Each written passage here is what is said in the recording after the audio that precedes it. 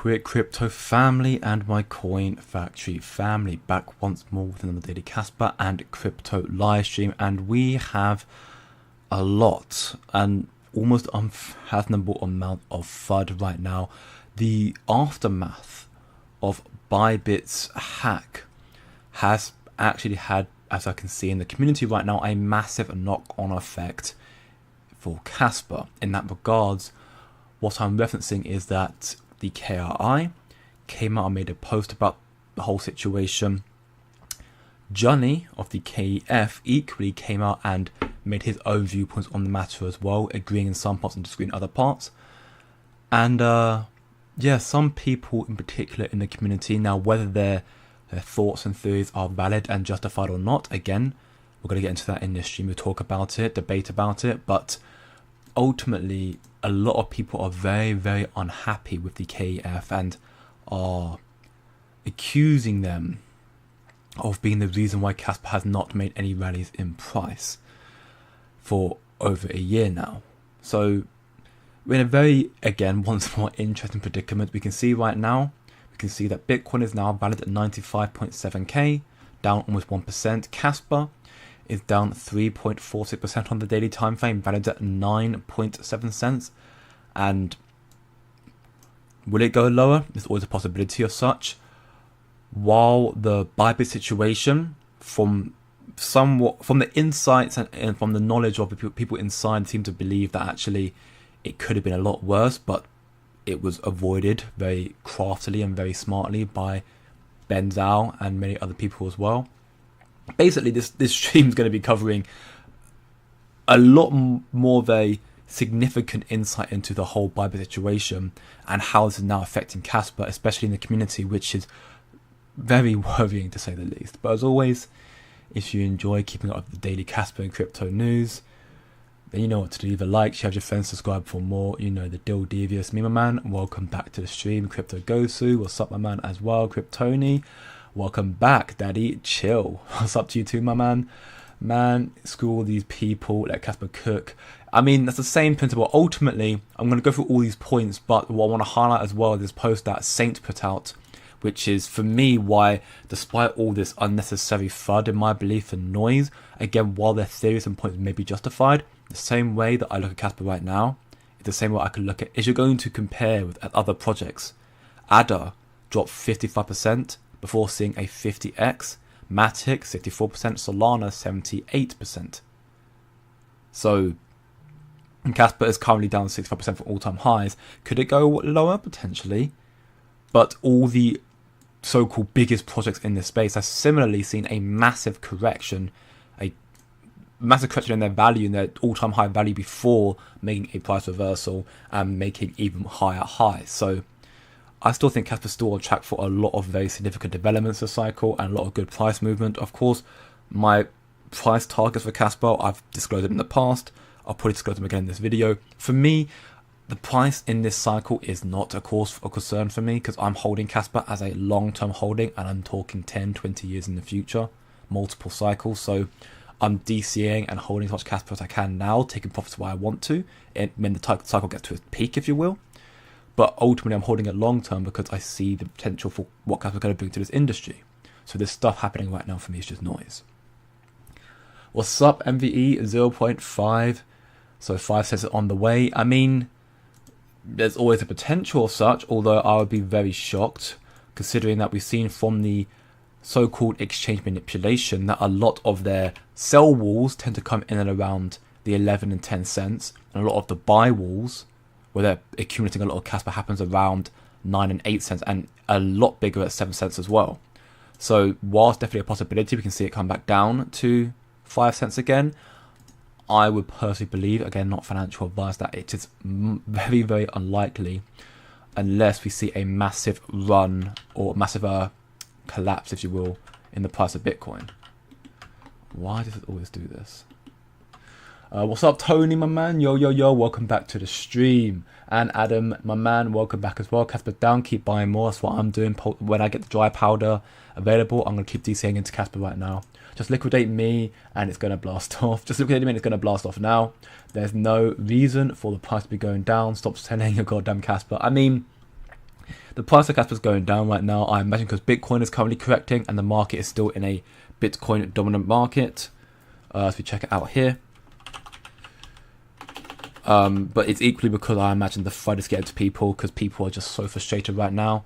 Ultimately, and it's quite funny for me, this FUD, which is kind of coming around the KF predominantly right now, and coming at Johnny in particular, which we're going to get into in a moment. It is also targeting the fact that it's also contradicting, I guess, potentially on both sides of things, because a lot of people are complaining. We have seen negative price actions for a year, although arguably it's actually 7-8 months, because it's been since August. Before that it was fine. But it's also the fact that they are saying we don't care. A lot of the same people are saying we don't care about listings. We want to see Kaspa we know Kaspa's going to do very, very well, but they're getting frustrated that Kaspa's not doing well right now. And for me, that's contradictory. As much as obviously we're talking about this in the stream right now, every time I talk about this, you hear me every stream say, I, truth be told, don't care. If you care, I apologise, because it may not resonate with you, but I don't care that Kaspa's correcting in value. I don't trade Kaspa. And at the same time, if it goes down, I just DCA and I try and scoop up more, because I do see longevity and good price trajectory for Kaspa in this cycle, and of course years to follow that as well. But a lot of people right now seem to be complaining that we don't need listings. We see what Kaspa coming to Kaspa, it's going to be very good, but they're also like, price is going down, can you stop manipulating the price of Kaspa? And I get that, but they're also complaining that we've not got exchange listings yet. I'm like, you've got to pick a lane. At this point, I'm indifferent to the market conditions. It's literally been the same for 5-6 months. I'm still holding my bag. Similarly to me. I mean, again, I've done my in-depth research of Kaspa. I'm looking into it every single day as we do these streams, and even more so.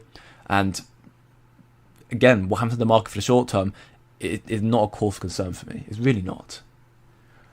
If they don't sell, how can we DCA? Precisely. As Tony says jokingly back to Kryptoni, if they don't sell, how can we DCA? Selling them allows us to DCA more so.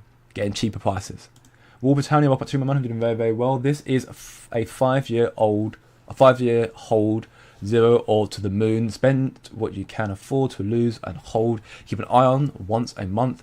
Don't be threatened short term. I mean, yeah, again, that's another way of looking at it. Depending on your obviously investment strategy, you can tune in every single day like most of you do, or you can just tune in once a month. Again, it's up to you.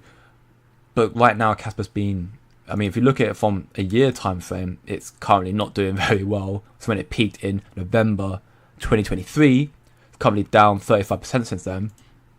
But nobody was complaining about that here. Nobody's complaining about Kaspa down here, or equally down here. They started complaining when we got to here, and it'd been 1 year later. That's when people started complaining about Kaspa. But we made an all-time high in August before we saw a market crash following the Federal Reserve and Warren Buffett and everything else that happened around the time. And Kaspa had a very, very tough run since then. But in my belief, the reason why, yes, there seems to be a lot of manipulation happening right now as exchanges are still seemingly trying to accumulate more to list. But it's also because, as I highlighted in my stream yesterday, in my belief, the reason why Kaspa, and this is a very broad way of looking at it, Kaspa in this whole run-up to 20 cents, this whole 2 to 3 year run-up here, was a FOMO-driven run. Everyone who looked into Kaspa saw what they were trying to build and thought, wow, they're actually making the Bitcoin 2.0. And they put all their faith into it and just buy more and more and more. And as Sander has highlighted, as I showcased in my stream yesterday and equally highlighted again, right here, the people who are holding Kaspa long term, talking 2+ years or 3+ years, they are still holding, if not DCAing more. People who are selling and getting frustrated with Kaspa are the short term holders. Otherwise, people who are holding long term, they are not complaining. So when you hear, again, this is the research we're seeing from the R squared, the power law indicator that Sander, as part of my community, shout out my man, he's done a lot of in-depth research about it, and it's very, very insightful, and it gives you an understanding of when you're seeing FUD about Kaspa, it also lets you understand who are the ones that are FUDing the project. It's people who are emotional and also who are short-term holders or trading. Because if you're holding long-term, 2+ years or 3+ years, then you're not really that worried because you're holding it because you see it's a good investment. And as I mentioned anyways, I think this is a FOMO-driven run right now. with the cycle where it's at right now, I would like to believe that we're now going into a more so utility-driven run, in the sense that Kaspa here, from this 2 to 3 years up to 20 cents, was everyone believing Kaspa's going to make some really, really big things coming. And then once it got 20 cents, and then all the bad stuff that started happening around price action, although big developments still come out, we saw the release of KRC20, we've seen many more developments as well regarding Kaspa and crypto as a whole, a lot of big things coming. Right now, we now need to see realistic, real use cases and results. So we need to see 10 BPS, we need to see smart contracts on Kaspa, not talk about it. Much we're seeing it, and again, we're still too early. We're just still too early, but the cycle, again, we've still got more upside potential for Kaspa either way. The one thing that is quite negative right now for Kaspa is the volume. Again, the sign that a lot of people right now aren't actually looking at Kaspa. But again, I'm not too worried about that, because the hash rate's back. Again, I'm going to get into... I'm going on a bit of a tangent too long right now. I'm going to get into the actual sources. I'm going to build up on top of that as well. Big boys want your Kaspa, don't give them that. We know what we've been holding. Size plus action can go for more than 2 to 3 months, possibly. After that, we are again winning. I mean, again, I think how long we can solve it for Kaspa, again, we'll have to wait and see. I think problem right now is that so many people, which is seemingly quite evident from what I'm about to showcase, just believe we need tier 1 listings. And while we do for short-term gains and price movements, what's going to bring Kaspa the necessary, adoption for institutional use and, actually getting its utility and infrastructure incorporated into the system, this new financial system, is the developments. The exchanges, therefore, in due time will just have to follow without, unless we want to miss out on a big bag of Kaspa. Appreciate the daily Kaspa news, quick crypto rock. Thank you very much, man. Appreciate it very, very much. You're a legend as well for joining the stream every single day, keeping up with your research. Should I start mining Kaspa or should I keep buying? Again, that's completely up to you. I don't personally mine Kaspa. I know people like Tony and other people in this community, I'm sure, mine Kaspa. I think mining Kaspa right now is probably unprofitable, but again, it could be potentially a good investment. But it's completely... If you want... I'm not going to give you an opinion on that because I don't mine Kaspa. What I would say, though, is you're a part of my community, the free Discord server. You can more than happy to ask in the chat. And I'm sure those who do mine Kaspa will give you their 2 cents on it as well. I know that... Taspect is someone who does tend to mine Kaspa quite a lot, and I know Tony I think does as well, so maybe they give you their opinion on it. Again, although it is just their opinion, it's completely up to you. Again, it's your own investment strategy, your own investment decisions. What's up, Dodge, my man? What's up, Sander? Hopefully you're doing very well. And yeah, thank you very much for your insight. We'll get into that source in more detail in a moment, but yes, I've been loving that content very, very much, giving me, because even though I'm not as, I guess, I understand the power law. I feel like I'm quite a surface level understanding of it, and the way you lay it out gives me such a clear understanding of it that it makes it easy for even a child to read. So yeah, I love your breakdowns, my man, and yeah, the updates, I'm looking forward to more and more of them. So keep it up, my man. I love it. At this price, it's smarter to buy. I mean, yeah, as Milo says here, arguably yes, because right now mining is unprofitable quite a lot. It would be arguably smarter to mine, to buy than to mine. But again, it's completely up to you. But anyway, before we get into any more of the before I answer more questions at least, let's get into some of the actual developments. Right, so the Bybit aftermath. So first off, we have seen that apparently Bybit launched a $140 million recovery bounty program to hunt for the perpetrators of the largest crypto heist in history. Obviously talking about Lazarus here. We can see it from Bybit just earlier today. A coordinated effort led to the freezing of $42.89 million in just one day, thanks to the following teams for their swift action here: Tether, Thorchain, and so on and so forth.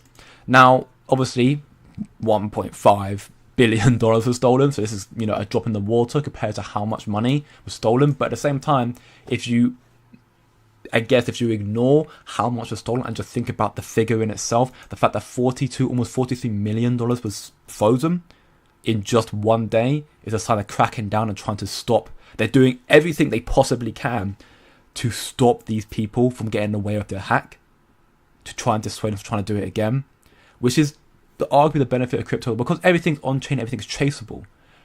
All this Lazarus group can do is go through multiple back-end wallets as much as they possibly can, try to go through multiple wallets, but it will be traceable back.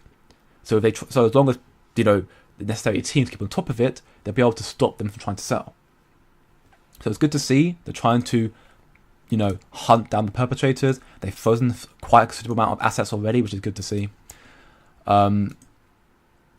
But then we got into some of the aftermath, if you will, regarding Bybit and the opinions that are quite heated, if you will, from KRI here. So KRI first states out here, what a joke. Let's just roll back the Ethereum blockchain and save Bybit's arse. Ethereum centralized clowns debate a rollback over Bybit's 1.4 billion hack, proof of stake, and sky-high fees. Already broken it. I already broke it even. Here's a suggestion. Why not use Casper and a roll-up fix and a Cas roll-up fixes this. Faster, cheap, decentralized. So a very, on the surface comment here saying this hack is ridiculous. It's a joke. You could use Casper to prevent it from happening again, which is understandable. KRI, their whole image is to make sure that Casper's at the forefront of, their developments and stuff like that. So they're going to, of course, be promoting Casper. It makes sense. Of course, I had some comments about this, and they then doubled down saying, we stand unapologetically by our vision and our last post highlighting the rollback debate. Ethereum's unraveling its centralized proof-of-stake traps, sky-high fees, broken multi-sig security, and the unfortunate Bybit $1.4 billion hack. It's not our burden, but it's a glaring beacon of its flaws and reminder to Casper holders to self-custody. And that's, you could argue this whole news, the TLDR, too lazy to read of this whole news, is don't have your crypto, Casper, any form of currency on an exchange, because they could either get hacked or they could even freeze your assets should they deem it necessary. We've already heard in the past little whispers from Coinbase Exchange stating, most likely after the bull cycle and the bear cycle starts happening, if everyone starts pulling their funds off Coinbase and they can't keep up, they're going to freeze your accounts and stop you from pulling out. Not your keys, not your crypto, Tangent wallets, OneKey, Ledger, there are options out there. That's the best way to hold your assets. Casper's powered by Ghost DAG and its relentless block DAG is an undeniable answer, ready to roll up Ethereum's entire chain with speed, security, and decentralization Ethereum can't touch. Ethereum's proof of stake has shackles to a degree of centralization, letting big stakers and exchanges like Bybit dictate its fate, risking attack and censorship, as even Vitalik has admitted. Its multi-sig solution, riddled with vulnerabilities, from the 2017 parity disaster to today's cold wallet hacks, leaving billions exposed. Sky-high fees choke its scalability, and its roll-up stumble under complexity and latency, dreadfully failing the blockchain dilemma. So once more, doubling down here from the KRI, saying, this is ridiculous, this is a joke, Casper the solution. Doubling down here saying, in a bit more detail, this is because of what Ethereum did in the early days, sacrificing decentralization from proof of work turning to a proof of stake, and because of their sky high fees, it actually, as much as they went to an L2 solution to be scalable, because of their sky high fees, they're actually not scalable. They're not. The whole it's completely opposite scalability here. So once more saying that, due to the fact that Ethereum is now centralized, and they've been letting big stakers and exchanges like Bybit Exchange dictate its fate, therefore risking attacks and censorship, and Vitalik even admitted this. So once more doubling down on this, and we're going to circle back to this particular part here, because this is actually what stems from a lot of the FUD that's been coming in the community regarding Casper as well. But yeah, KRI doubled down here, and then they get into this part here. So unconfirmed rumours are swirling that North Korea's hackers known for crypto heists like Lazarus Group may be behind the Bybit $1.4 billion Ethereum theft.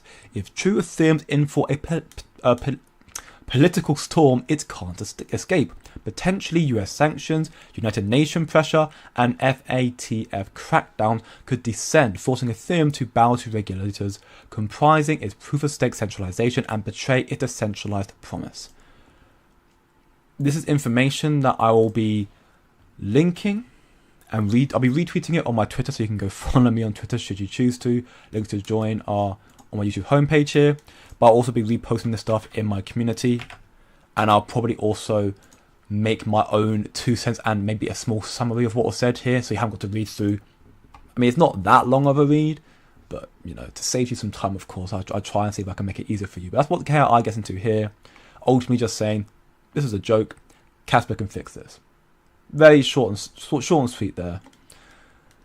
And there's actually a live stream that happened earlier today, which I haven't had the liberty of listening to yet, but I do plan to, which took place with Christian Ludwig and it was the tactical investing.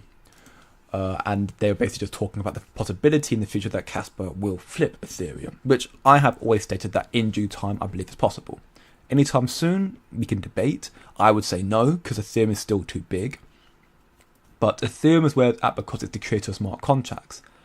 But it's already having issues as it is without the worldwide adoption of institutions and retail coming in full force. You're already seeing other infrastructures catch up. And I think Kaspa is going to leapfrog above most of them because of its blocked-out architecture. Christian Ludwig highlights here, according to Grok 3 Beta, which is of course Elon Musk AI on Twitter, the only thing that's stopping base ZK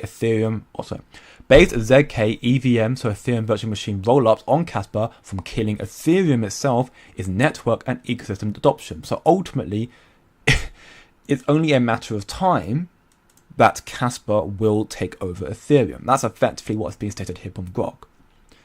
And Kaspa Silver highlights, in response to the KRI post here, Ethereum was programmed to become centralized once it flipped to proof of stake happened, which happened, a few years back.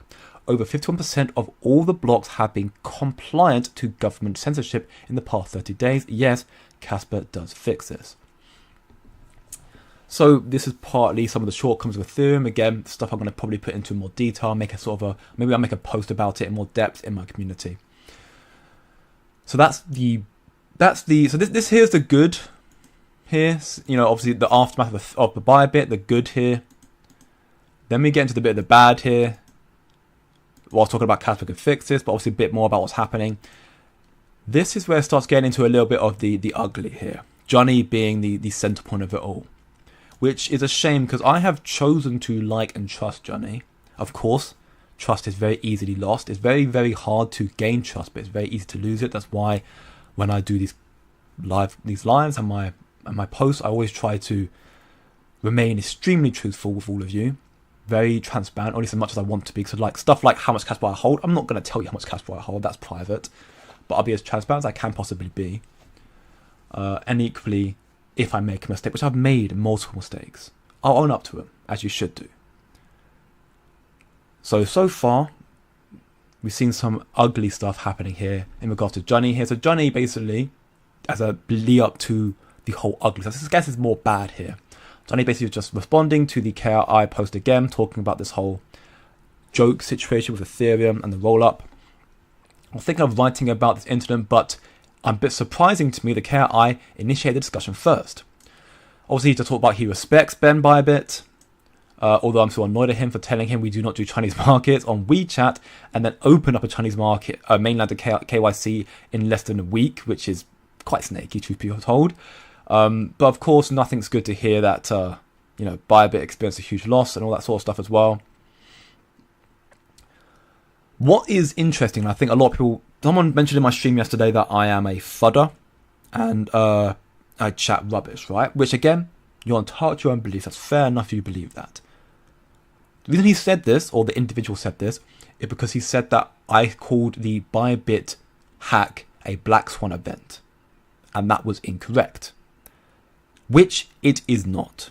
And it's been proven here, or at least further supported here by Johnny. And to also give a bit of clarification, a black swan event in dictionary terms is an unforeseen incident that causes a massive catastrophe.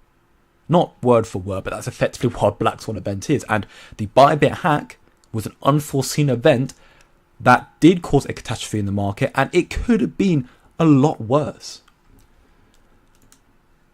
Many didn't realize why other exchanges offered help to Bybit, because if Bybit were to go bankrupt and become the second FTX, the whole industry would face a run-on, and even Kaspa wouldn't survive. And much we trust Kaspa, being completely decentralized, fair enough proof of work, and I would still choose to hold Kaspa. If we saw back-to-back bull run cycles, a massive hack, If you saw FTX in itself was already a catastrophe that caused institutions to leave this space.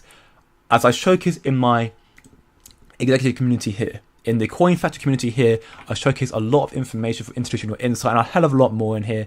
Very insightful stuff if you ask me. But one of the papers we discovered was from Vanek. And Vanek was talking about the fact that they wanted to get into crypto in the last cycle, but FTX scared them off. And many industries got scared off as a result of that. Again, there's a lot more we provide in there. If you want to see the information for yourself and be a lot more tuned into the market, helping, bolster your investment strategies, then by all means come check it out. 7-day free trial, link in the description chat, also on my homepage. But that's what Vanek stated, that the FTX scared a lot of the institutions off. We're now seeing them get back in full force. The SEC are starting to accelerate their adoption, which the SEC's crypto crackdown is crumbling. We're now starting to see a lot of the cases that happened with the old SEC not just being settled, they're being dismissed in their entirety. The SEC don't care about saving face, trying to get some money back for all the money that the taxpayers spent to file against these Coinbases and OpenSea and other crypto industries. They're dismissing them as a way to just fast track adoption of crypto and regulatory clarity, which is a very, very big deal. So FTX, of course, was a very big scandal, one of the biggest in the crypto space. If we saw Bybit become the second FTX, which I made a short about this actually on my channel as well. Speaking of which, I made a short about it, about, potentially Bybit being the second FTX. Obviously right now it's not, which is beyond amazing news for us, because it could have been. Because if Bybit went bankrupt, it would have become second FTX. The whole industry would have faced a run, and capital wouldn't have survived, because the institutions who wanted to get in last run would have seen in a back-to-back cycle two huge, crash, bankruptcy. I can't even, I'm trying to put it into words here. I'm sure you kind of get from the tone and emotion in my voice how disastrous it could have been. And the repercussions of a back-to-back bull cycle, capitulation following two massive bankruptcies of two, at the time, in the top plethora of exchanges. FTX was, I'm not sure it was the biggest, but it was one of the biggest. And Bybit, as we look on CoinMarketCap, is currently ranked the second biggest. Of course, trading volumes capitulated following the hack, but it's still deemed the second biggest. So the fact of the matter being is, many exchanges, whether it be the actual, founders and CEOs or just whales at the time who are on other exchanges, funded to Bybit to prevent a bank run that would have capitulated the whole market, and even Kaspa wouldn't have survived. Yes, it's fair enough proof of work, it's decentralized, but what can you do if you see Bitcoin and everybody and all the... where we're at right now on 95k Bitcoin is predominantly because of institutional adoption. Bitcoin, back in 2024, January, was at 40k. Then we saw the release of ETFs, and it went up to 73k. In 2-3 months. Then we saw 6 months of consolidation. Trump won the election, and we saw it run up to 108k. But predominantly all of that has been institutional adoption, whether it's been institutions themselves buying it up or institutions being the catalyst for retail and whales to buy up following them. Because again, don't be emotional, be logical, and follow the money. The two of the most basic but almost Bible sayings that you should live by in this space. The two things that you should live by when you're investing is don't be emotional, be logical. Why I highlight it? Don't want to be thinking on emotion. And also follow the money. If all the big money is going into a particular direction, they're the ones who control the markets. Therefore, don't try and fight the markets. Go with them. That's the reason why I hold assets like XRP. Do I trust them? No, of course not. But do I trust, Apple and Microsoft and all the other massive companies? No, I don't trust any of them. But they have money. So I want to make money. So I'm going to follow what they're doing to make money. Like, it's maths, It works that way. So this was a disaster situation that could have been it could have been disastrous, but luckily it was thwarted and prevented thanks to other exchanges who helped out Bybit. That is good. Very good. But we build on top of this, right? I wanted to say something that's been bothering me for a while, though I know some Kaspa family members won't like this, and this is the start of the ugly. But I don't know where we learn this cynicism from. We show no respect to rules and players in this crypto land. Although many of them achieved remarkable success in the past decade, we are too proud to appreciate value of others and we regard that failure as a virtue. We think exchanges shall all line up to welcome Kaspa, though we don't be paying any listing fees, and there is no DeFi yet for people to receive interest or return on the form of holding Kaspa. This is precisely why I stated this whole cycle for Kaspa, this 2-3 year run, is retail holders and exchange buying, but it's the FOMO run for Kaspa. People who have seen what Kaspa's building and they're excited about it, and therefore they are buying and buying and buying. I remember seeing a roundtable, I think Christian Love was a part of it, who stated he actually believes, and evidently he was right in that regard, that Kaspa rallied too early because it went up so high that it probably should have done that early on, and now that it's correcting, everybody's just getting emotional and panicking. The last 8 months, as heartbreaking as it has been, this is because the FOMO run of Kaspa is no more. Now, what Kaspa needs is infrastructure, which is coming out but is not here in full force yet. All we've got is KRC20, and with respect, as great as I love KRC20, I'm not involved yet, but I love the concept of it, and I think what they're doing there is good, and I'll definitely plan to get involved very, very soon. But when you compare KRC20 to Solana infrastructure or XRP ledgers or Ethereum, despite all those chains have their shortcomings, they are bigger and they got mass adoption, early adoption. Kaspa has not got smart contracts, has not got stablecoins, has not got a DeFi yet. All these stuff, it's got third parties building on top of Kaspa trying to right now, but you need developments to come out first. 10 BPS is the first step towards Kaspa's endgame to get the adoption coming through and potentially the event catalyst for the exchange to list Kaspa. Although, again, I don't really care about listings, but again, I digress. Go back into the points here. We claim to be the real decentralized peer-to-peer cash payment network, and we don't even have stablecoins yet. Once more, again, my argument. The KF is working on these issues to make Kaspa thrive as a cryptocurrency, and we admit there are many challenges ahead. However, it is important to note that is much needed to be done before Kaspa is the real #1 chain in the world. There is so much more to come. 10 BPS, stablecoins, and smart contracts are 3 major building blocks. They are not, we release those, Kaspa becomes #1 straight away. No, they are building blocks.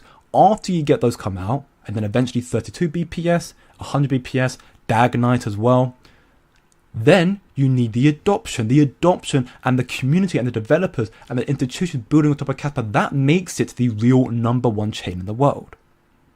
In due time, when as the Igra Lab stated, they're going to be building the block stack architecture of Kaspa, and what Igra Labs are building will allow multiple virtual machines to seamlessly integrate into Kaspa, to be interoperable, to be the central hub of blockchain technology running through Kaspa block stack technology.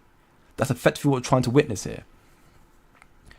It goes into a little bit more detail here, which I don't want to drone on too long in this regard, because I want to keep it a little bit light-paced. So again, I'll be highlighting some important parts, and equally I will put information in my community and make a bit more of a TLDR about it, if you will. He goes into this part here, talking about the rolling back of Ethereum is not a joke. A lot of people in the space, including Tom Polinsky, will probably still hold, with respect, quite high regard of Vitalik Buterin. He is, despite people have their negative viewpoint on him, he's still a very well-known individual in this space, and he has deserved some of his accolades. Of course, he's seemingly diverted away, and a lot of people now are not believing and backing him, but he has got some...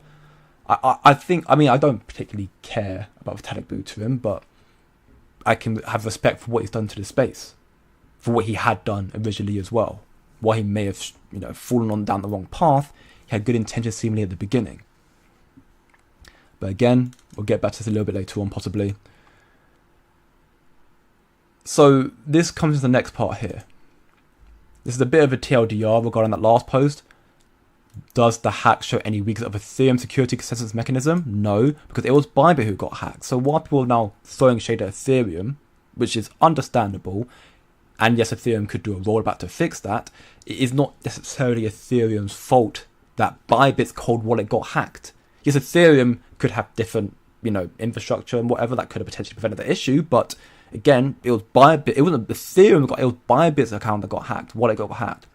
Casper in exchange may be hacked too. If your thought is centralized exchanges are generally unsafe and should only be used as a gateway, like Fish Tuna has said in the past, and even Johnny here does not disagree, then simply put, get it off exchanges, put it in cold storages. Tangent, OneKey, Ledger, and there are probably more options out there. Those are the three that I know of very well, and I think they're the best ones out there.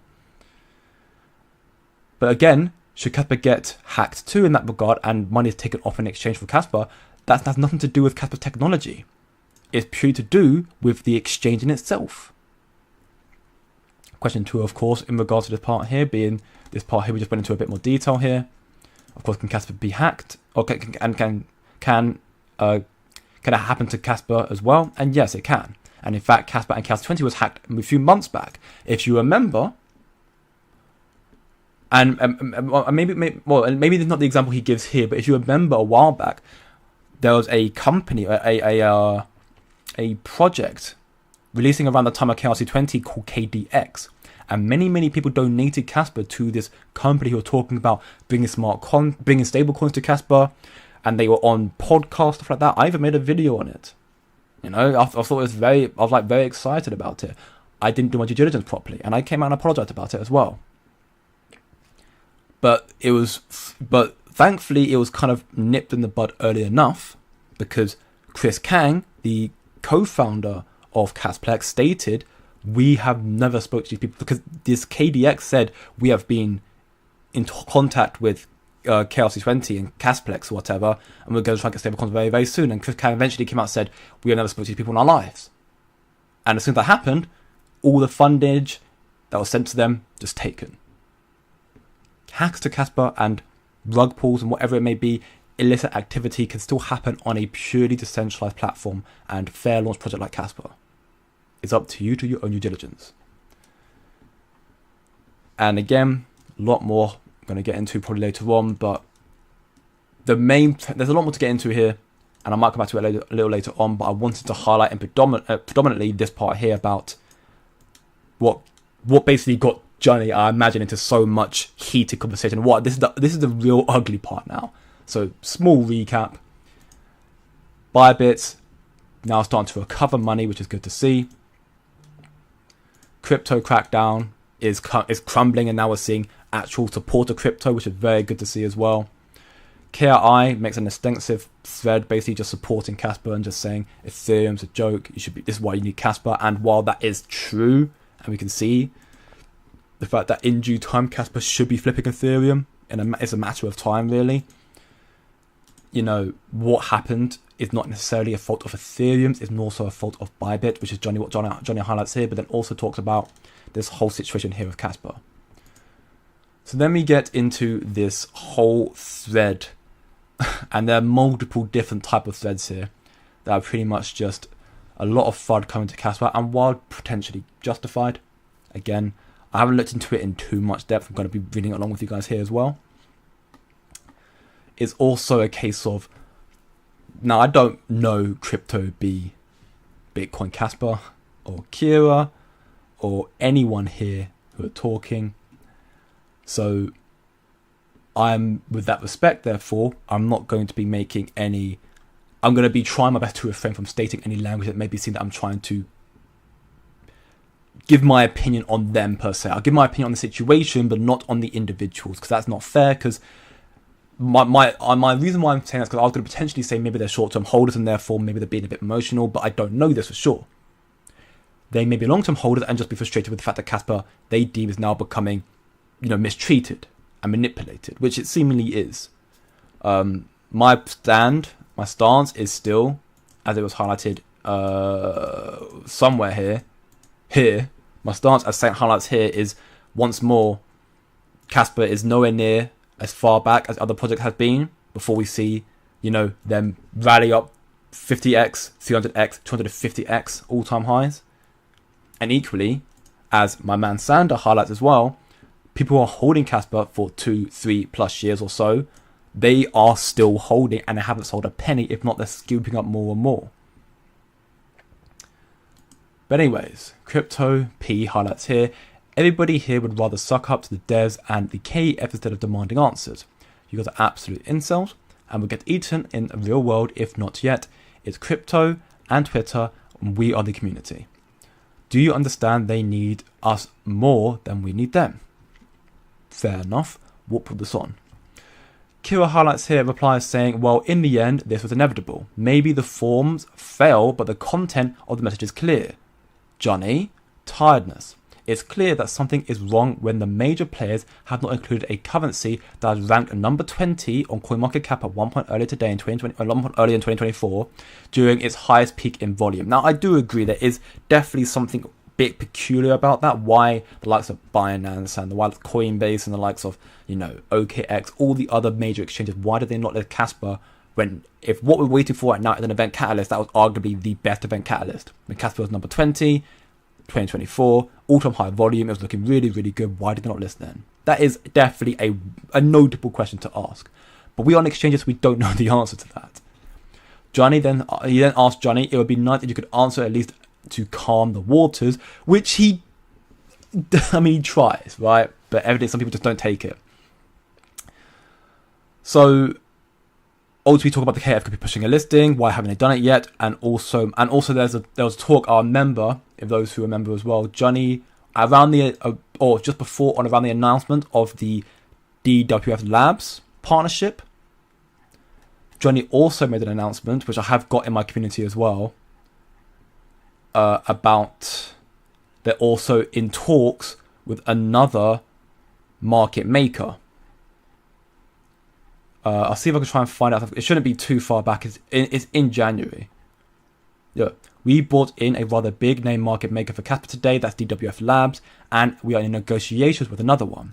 So this next part here is pretty much all going into detail about what's happening with the market maker. Because you said it's over a month ago now. So he says sure, and makes this whole thread here about if they have. Basically just saying, if they ever ask in a proper language. So regarding the market makers, if you can refer to DWF's official post and they're already doing their job, I said the other one, apart from DWF, hasn't come into play. We are bringing in many liquidity to counter any kind of potential alleged manipulation. Regarding to OKX, OKX Ventures, OKX CFi, which is centralized exchange, and OKX DeFi, decentralized exchange, are independent teams and entities. They don't even work in the same offices. Our connection is with OKX Ventures, and pushing for it doesn't mean they will just listen to us and list it. So that is a very, short element of that as well. And then he answered the above questions here as well, which we will probably get into a little bit later on, but I want to keep it moving. Also just saying here, the market makers, we brought in DWF Labs, and we're still waiting for the other one right now to see what's happening. And regarding OKX, the OKX Ventures, so their venture arm, funded and partnered with KEF, but that does not directly correlate to the exchange itself. And we should already know that, right? If you go way, way back in time with Kaspa, I'm going to load the post just so, again, we can just talk about it here and see the proof of such. We're going to talk about DAG Labs, the company that founded Kaspa. DAG Labs here. Kaspa was envisioned by research and development company DAG Labs through the investment of Polychain Capital. Polychain Capital is a venture of Coinbase Exchange. And Coinbase only last week finally added Kaspa futures. Just because they're a venture does not mean that it guarantees that the exchanges themselves are listed. Now, of course, the fact that the venture is funding the project or having some form of funding towards Kaspa is a sign that they must have some understanding or have at least some form of eyes wandering around the project, right? So you'd like to believe in this regard that OKX should be at least aware of Kaspa. But OKX Ventures, the same way as Polychain Capital, in relation to the exchanges of OKX and Coinbase, they aren't the same. It doesn't guarantee a listing. Now, in that regard, the OKX has actually been quieter than Coinbase, so, you know, that is definitely very frustrating. They are a very big exchange. I think one of the biggest exchanges in Asia as well. So it'd definitely be a good market to try and get into. But we're waiting still. So then, Crypto P replies saying, that makes no logical sense. OKX has an interest in OKX Ventures. Meme coins. The market maker is over a month since onboarded. So when is it live? If live, then why are they not doing their job? Your language isn't clear and is skirting around with no logical sense. So predominantly a lot of what we're talking about in these threads right now is some particular individuals claiming that Johnny's making no sense and he's dodging around the question. And we can debate about this in the chat in a moment when I come back to some questions, of course, but I want to keep this rolling once more. Johnny replies here saying, BN, Binance, of course, has an interest in BNB and Binance Labs. Does Binance list everything on BNB or everything on Binance Labs is invested into? No. They are live. If you think they are not doing a good enough job, I'm all ears to your advice. So the market maker, apparently that is in negotiation with KF, apparently they actually are live right now. We haven't got their name, we don't know who they are, but apparently they are live. So I guess my question is kind of then who they are, I guess. I'm kind of still trying to digest the information in my head right now, but hearing they are live is interesting considering that, I mean, it's been over a month, so if you'd like to believe at least they're live, but why have we not got the name yet? We got DWF Labs partnership announcement, so why can we get this one as well? Of course, market makers are meant to be a sort of way to bring more liquidity to Kaspa and also, you know, help bolster its price a little bit, if you will. Try and, bring more liquidity to Kaspa. That's what market makers are there for. Right now, Kaspa's not been doing much in regard to the price, so as Crypto P is highlighting, they're not doing their job properly. As Johnny says, I'm all ears to hear your advice. Regarding your replies, everything I've been saying for a long time is true. Brain-dead gamblers need memes, not innovation, and to a large extent, the exchanges themselves are responsible for that. So this is, you know, Byte here, or Coin Athlete, kind of responding to Johnny, who's responding to Crypto P, kind of just saying that, you know, while, you know, he's complaining that meme coins are getting listed, again, memes and Kaspa aren't the same thing, I guess. And then Crypto P said, Bo, this is him skirting around. We are talking about a coin, he's talking about tokens. It's all smoke and mirrors with logical statements. For any way reasonable person perspective, he's shifting the conversation and making excuses. And then he goes into part here, talking about Kaspa is unnecessary for tier 1 exchanges. They can't get free tokens, which we already know. And even the Coinbase listing form requires specifically an owner or, in other words, a CEO, which that small detail says a lot because, again, Kaspa is fair not decentralized, no pre-allocations. It has no owner. It has a founder or founders, but no one is the campus. Kaspa's not a crypto. Most of these projects in this space, they are crypto companies. Ethereum's crypto company, XRP, Ripple's a crypto company. Most of these projects have a CEO behind them. Kaspa does not. It doesn't have a CEO behind it because that's not what it is. Do we go back into it once more?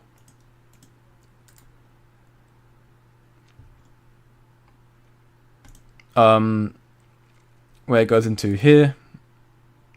I doubt that Bitcoin Cash or other similar projects would offer to part supply. They're not a threat to Bitcoin. I don't even think Kaspa is a threat to Bitcoin market cap, which I would argue is true, especially right now. I think Bitcoin's in a league of its own. So then it goes into here. You know, again, just kind of some back and forth conversation here. And then Johnny says, hey, this is my last attempt to explain this. OKX Ventures may have an interest in KEF, and OKX Centralized Exchange has interested in OKX Ventures. Yes, that is true. But does that mean OKX Centralized Exchange then will list every OKX has interest into? No, which is completely fair enough. And that to me does make sense.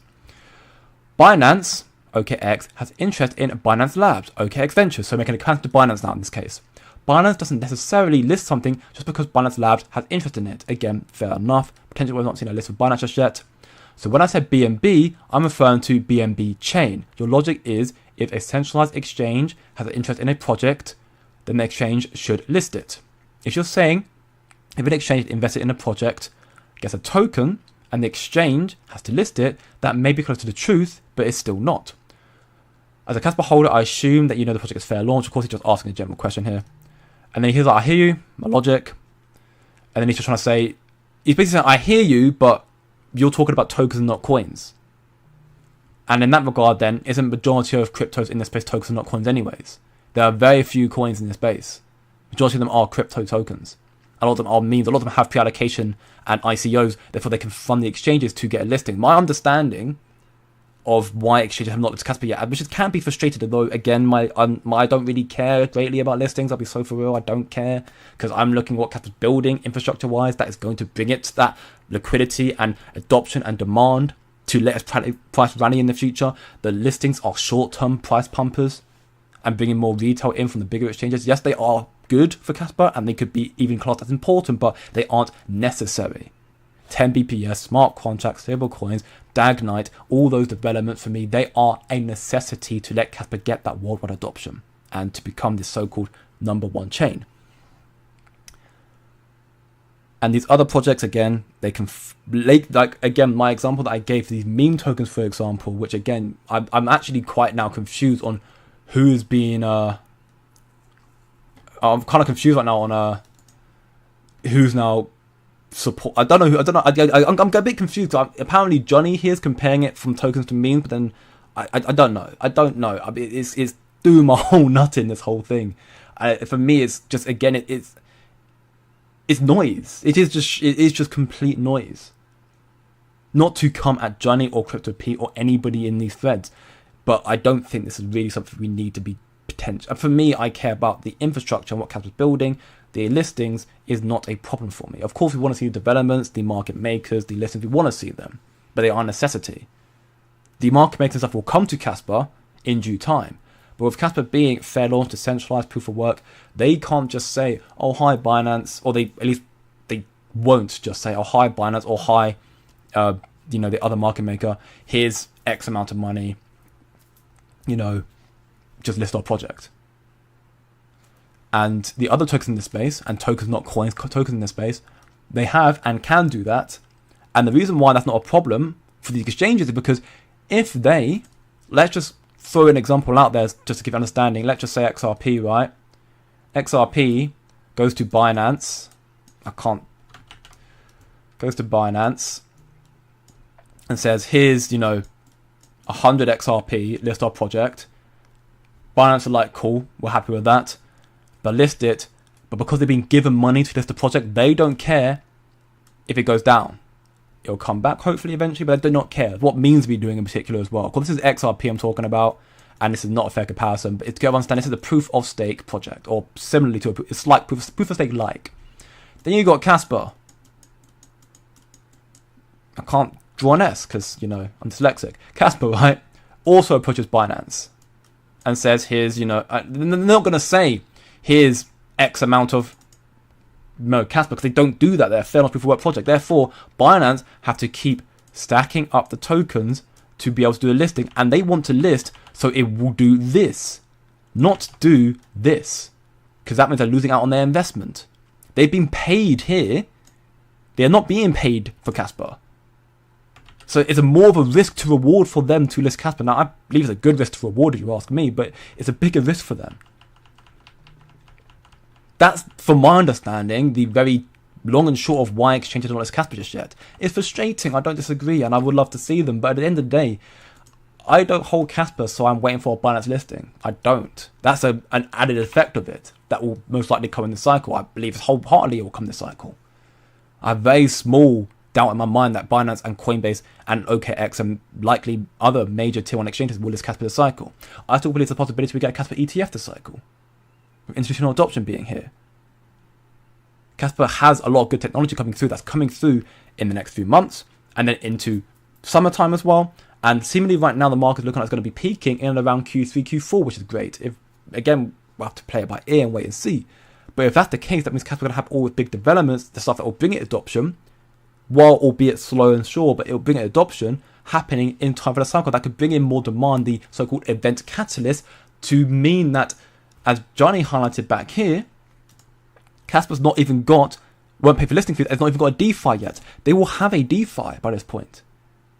And therefore, this will give people a way to receive interest or return on any form of holding of Kaspa. And exchanges therefore can take advantage of that and decide they want to do that as well. Stablecoins are coming up very soon, again, another major part of that as well.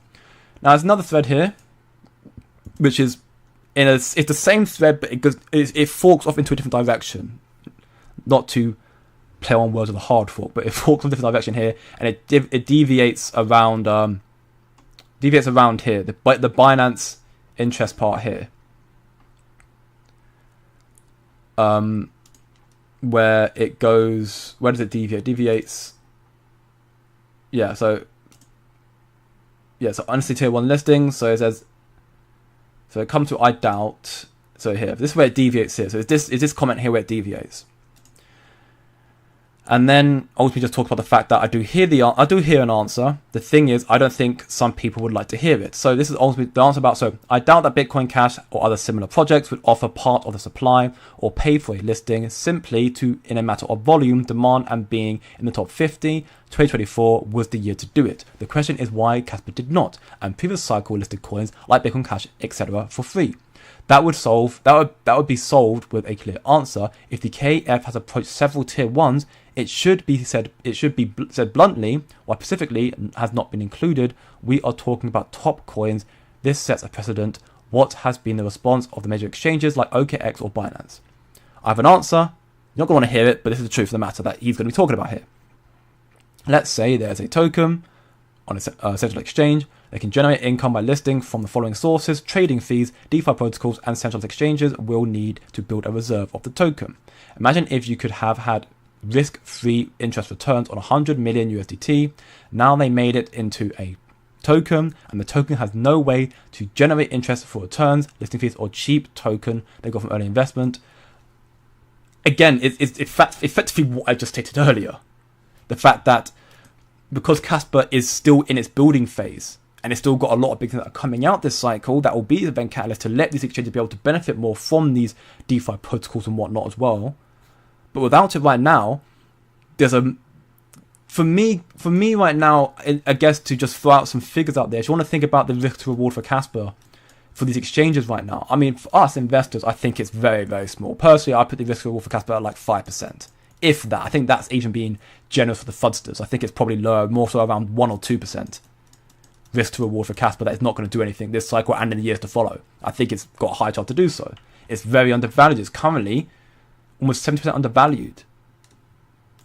But for the exchanges, while again the risk to reward is quite low, the exchange's whole business model is to make money, and they want to make as much money as possible. So these DeFi protocols and the stablecoins, all the stuff that brings more adoption to Kaspa, is deemed as a necessity for them to want to take that leap to risk Kaspa. So maybe therefore the risk to reward is a lot higher, because again, while other tokens can just give them money, and therefore the risk to reward of it not doing well, they don't care as much because they'd be given money to get the token. They have to accumulate Kaspa themselves. Therefore their risk to reward is probably whatever their figure. Maybe it's 10% for them, but even 10%, they want their risk to reward to be a lot lower. Again, that is completely up for debate, but evidently right now they do not deem Kaspa as not ideal for them to list right now. And when you look at volume for Kaspa right now, I don't blame them. 30%, or just 29 million, 25 trading volume. That's off the back of also Bybit having a massive capitulation. That the volume is right now completely gone from Kaspa, and it's frustrating to see, of course. Now I'm not worried, because again, you look at the hash rate, it's come back. In fact, if we can highlight here, hash rate even peaked back up to 1.49 earlier. So it's back. The big name miner companies, whatever they may be doing, they evidently were doing maintenance or has some upgrades need to be done, but they dipped off massively below 1 EH, and it's come straight back to 149 again. So the miners, the ones who are actually arguably the most important people for Kaspa, keeping the project afloat, proof of work, they are back. Our all-time high is 1.59, so we're only 0.1 below all-time highs, which is 100 PH, is quite a lot actually, but with 10 BPS just around the corner, you'll likely see us also jump up higher as well. Although I did see a thread, or a post put in my community earlier, a short that talked about, I think, a potential issue that could come following following with the mining in the future. Although can't remember off the top of my head, so I have to go through it again. But either way, the hash rate for me is guaranteed to go up from here. Again, that's not financial advice, my personal belief. It'll guarantee to go up here. So again, this is for me, the indicator of Kaspa doing well is developments and hash rate. And that is evidently going up again, which is good to see. It might come back down to 1.37 now, but it's still back up again, which is good to see. And I'm sure I'm going to see it make another great recovery very, very soon. And go up even higher. So this is again in continuation of that fact. Obviously, just talking about this. So yeah, a lot of people right now seem to be talking about and worried about the whole exchanges side of things. You know, this is part of the ugly, and the ugly actually gets to a ridiculous stage here. Which, you know, and this here, I am going to make an opinion on, because I think the language is vulgar. I think the language is very vulgar here. This is from Nick. I am aware of Nick. He's very well known in the Kaspa community. He has almost 5,000 followers. And his content for Kaspa has been quite good, truth be told. And evidently he is very frustrated, as I understand. And I wouldn't have a problem with what he's saying if the language wasn't so vulgar. I know, again, we're in an adult space, right? We're not children. So you can say what you will, but there's certain language, certain things you just don't need to say, right? After trolling Johnny, he is market maker. So after trolling Johnny and his, again, I'm not going to say the word because that will get me straight up banned, market maker, my posts have been botted, and as a result, subsequent posts aren't getting any visibility whatsoever. Now, this appeared on my timeline, so evidently he's not been shadow banned or whatever it may be. But at the same time, if he did, then maybe it was, if you're trolling someone, then fair enough. But Johnny just says here, you know, I'm not happy with the price. Trolling is entertaining, and I really don't mind it. So Johnny, for the most part, is actually being quite, what's the word I'm looking for? He's de-escalating it, in my belief. He's not rising to it, which is good to see for someone who's the face of a company that is, you know, in close connect, or an initiative that's in close tied to Kaspa. Of course, then people will argue that Shy is the opposite. Again, I think you can say what you will. This is actually, you know what, this may be quite contradictory here as well, right? Because people have argued that Shy has said some very vulgar things, and I say he can say what he wants on his own Twitter page. So in that regard, then, you know what, Nick, it's his own page. You can say what you will. I just think Shy's points have never come, from what I can see, with very, very.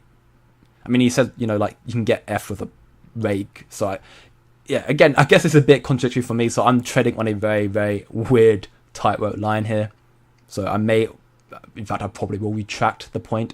I just don't like. I mean, that word in itself, I think, is just it's just disgusting. You know, there are multiple slurs that people can use in the world. Not that I think any of them are really necessary, but I think that's a bit much, that one in particular. He says, just on a note, most market maker strategies are neutral and the services are highly homogeneous. Can't say the word. What I can assure you is that I think maybe we have more Kaspa, which has some preparation. He said, just tell me a new big name market maker and stop messing things up because of their of their greed, like yourself. And yes, you definitely have more Kaspa because of your unique and advantageous position to test mine. Again, the word said again. And he said, to be fair, they are not on board yet. So seemingly this market maker, this one that's not been named yet, they are live, but they're not on board yet. So again, I'm a bit confused by that regard to Johnny. Look, we are brought in, but they're not on board yet. You know. In other words, one is not on board yet. By the way, you know, I thought you just hate all market makers in general. You know, you just go back and forth a little bit. And yeah, this one for me, like the one beforehand may have been semi-constructive, right? Talking about, you know, ultimately FUD coming towards Johnny and the KF about seemingly their manipulation, the fact that they're meant to be trying to bring market makers into Kaspa, and either they're not coming through yet, or it's not going in enough, you know, not the speed people want it to be. And of course, the talk about they're meant to also be kind of the people who are helping with listings, and we're still not getting the listings we want. So the whole premise of this FUD, this ugly, massive FUD with KF and Kaspa, is because we still have not got listings. And then this one here just kind of takes the icing on the cake here, just completely coming at Johnny in particular. And I've made my premise on it. I've made my piece with it. I've made my point about it. For me, while I imagine I've not looked so much in depth into the trenches of this whole situation to make an opinion on the fact. I do believe that exchanges are manipulating Kaspa. MEXC seems to be the driver of that most of the time as well, which right now MEXC volume is up to 20%, so it's one of the leaders once more, just short of Gate by about 7-8%. And I'm sure other exchanges are also manipulating Kaspa as well. To do so probably to scoop up more cheap capital and then eventually list it. Again, that is up for debate. Is it frustrating? Yes. Does it matter? If you're trading Kaspa, I'm sure. If you want the price to do well right now, I'm sure. If you're holding Kaspa for the long term, which I imagine most of us here are, I don't think it personally matters. I don't care. I'm frustrated about exchange manipulation, definitely, but at the same time, I just choose the opportunity to scoop up more cheap Kaspa because I believe in all the stuff coming to it, and I'm happy about that. So the Bybit aftermath is crazy. You know, they seemingly are already cracking down, which is good to see. I'm happy about that. KRI makes their own point about how, you know, this is the fault of Ethereum's, and Kaspa could fix the fault, which they're probably truth in that point, but at the same time, they're also arguably more so a fault of Bybit than Ethereum, although again, Ethereum's not perfect, and I would like to believe that Kaspa does fix that, but again, this is not so a fault of Ethereum, it's more so a fault of Bybit's, which is what, you know, posts here about Ethereum being killed by Kaspa, or Kaspa killing Ethereum in due time, because Ethereum has, you know, left its strived from a different path, proof of stake, it's centralized, it's just not even scalable, it's just terrible, and I agree, Ethereum's time and its days are numbered.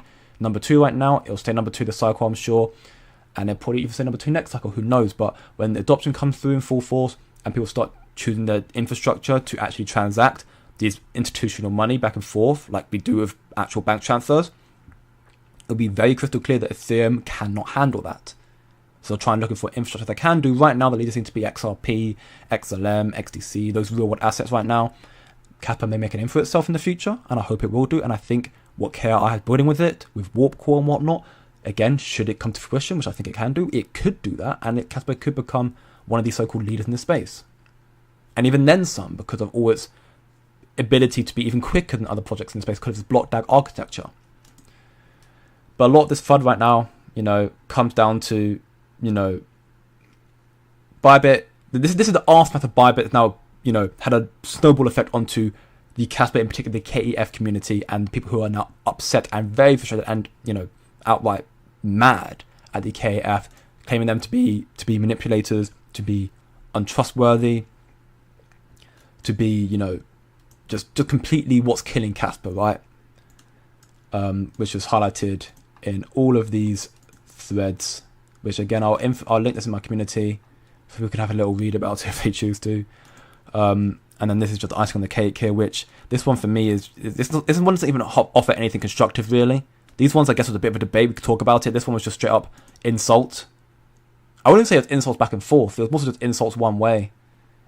But hey, a lot of people seem to say that Johnny is making very roundabout comments, not making any sense. From what I read through there, unless, again, I'm about to read some comments in a second, so maybe people disagree with me, but from what I've read through there, it made sense to me, what he was saying, and I made the breakdown of what he's basically saying as well, so for me it does make sense. So I'm not exactly sure. Are the KEF being completely trustworthy and transparent and truthful and helpful for Kaspa? We can debate about that right now. I choose to believe they're doing okay right now. Could they do more? Sure, everyone could do more. But I think they're doing okay right now. The lack of listings is frustrating, but it's not a decider for Kaspa to, you know, be a number one blockchain in the future. What it needs, as Johnny highlighted here, which I do agree with wholeheartedly, is it needs, when I don't click an accidental hyperlink, what it needs is, you know, the DeFi protocol and the actual developments like stablecoins to bring it some form of adoption onto the chain, onto the block, onto the platform, onto the infrastructure. That's what's gonna be really beneficial for Kaspa and its adoption, and therefore get the exchanges to be more eager to list it. So that's why I think 10 bps could be a big factor to bring, increased, it's a massive level up, a massive upgrade from the current 1 bps 10 times faster, making it 6,000 times faster than Bitcoin, 250 times faster than Ethereum. So it's going to be a big upgrade. You'll probably see a lot of adoption at that point as well. Potentially it'll be an event catalyst, but maybe what we actually need to see is the stablecoins, which again, could be seen coming out very soon. And the smart contract, again, we seem to have some belief that we see it come out in maybe end of Q2, maybe early Q3. Now, I think Binance in particular, hopefully will list before that. Some still believe we could see it in March or even February still. Again, we'll have to wait and see. But it's not, the one part that I do find interesting in this whole part, at least with this point made earlier here about when it was one of the best times for Kaspa when it's number 20, highest peak in volumes, we didn't get listed in them. That is a very valid argument. Very, very valid. And why we not get a listing is, again, only the exchanges themselves know why they didn't list Kaspa. So that's the small good. That's some good, followed by some of the bad, and then followed by, in particular, the ugly here. Again, for me, I'm not too bothered or too worried. I don't like the FUD because I think it's such a negative thing for Kaspa that's just not necessary. The FUD, once again, is always correlating around the same things. We are not going up in price. Is that frustrating? Yes, 100%. And of course you want to see it go up in investment. Of course you do. But we haven't even got massive institutional adoption here yet. We haven't even got 10 bps smart contract. Again, I'm going to sound like a parrot, but you get the idea. All the big catalysts that will cause crypto adoption to soar, cause capital to get much more adoption and demand as well, they aren't here yet. This cycle, in my belief, is a FOMO run up to its all-time high of 20 cents. And in the last 8 months has been because the FOMO cannot drive capital price up anymore. What actually is going to drive capital price up now is infrastructure and utility and developments and demand, which can only come through the release of their stablecoins and their smart contracts and the 10 bps. And exchanges then will, for me, exchanges will list Kaspa the cycle. Whether it will happen or not, again, I'm not a financial advisor. I'm not an exchange. I don't know if they will. I choose to believe they will, because for me, it would make sense to do so at least. For what Kaspa's building, I believe it would be silly not to. But that's where the most concerns come from. But then to get into some more good news, again, most projects, the biggest projects, Cardano, Matic, Solana, had a massive pullbacks before seeing extortionate rallies. Kaspa right now is seeing quite a big pullback. It may come back further. We've seen 70% pullbacks for Kaspa in the past. We can see it again. If it happens, so be it. I'll scoop up more, and my belief what Kaspa's building will therefore see a massive rally as well. Will it go up to $2 a cycle? I'm going to, in due time, stop talking about my predictions, because for me, my predictions stay the same. And if they're not the case, so be it, because I'll be honest, as I say every stream, I do not care, at least in this immediate cycle in particular, I do not care about the price for Kaspa. I'm holding Kaspa for a long time. What I will be doing in this cycle is taking some profits. What I'll be doing to decide whether to take profit is not look for $1 Kaspa, $2 Kaspa. I'll be looking at the market sentiments. That's not the right thing. That's my but looking at the market structure, the macro news, what's happening in this space, where the cycle top's likely going to happen, and then take out accordingly. I'm not going to wait for a price target and wait for that price target to take out, because I'm going to miss it. I'm going to wait to see what the market's looking like and take out in accordance. And then when Kaspa starts going through a massive correction cycle and potentially going back into the bear cycle, I'm going to DCA back into it and probably put even extra into it again, because I'm going to hopefully see it make even bigger gains into that bear cycle going to the next bull cycle, with the adoption of it only flowing more and more. Again, all the information for why I believe how much higher crypto is going to go from here, which already seems quite evident, but even we've got institutional documents as well as much more that have been disclosed to members who are part of this executive community here. So if you want to understand a hell of a lot more about this space and where it's going to go, and the institutional insight, the ones who are driving this market, alongside trading alerts, alongside, we do portfolio insights if you want it as well, hidden gems, weekly live streams, come check out the CF executive community. You come join for free, 7-day free trial, and link in the description, in the chat right now, and also on my YouTube homepage as well, which I'll link here as well. But yeah, I think Kaspa, again, corrections-wise, as frustrating as it is, I think it'll come back in due time as well. And we've got some good updates now. Some good updates regarding Kaspa, what's going to be coming out very, very soon. We should know that Kaspa are going to be in attendance at the Crypto Expo event in Europe on the 2nd and 3rd of March. Kaspa Door highlights here, this event is one of the largest, if not the largest, in Central and Eastern Europe. I'll proudly represent Kaspa and Kasplex and talk about the history and the future. We've got a nice booth, Kaspa logos everywhere, 3,000 people and tons of companies. We can see here who are going to be in attendance right now.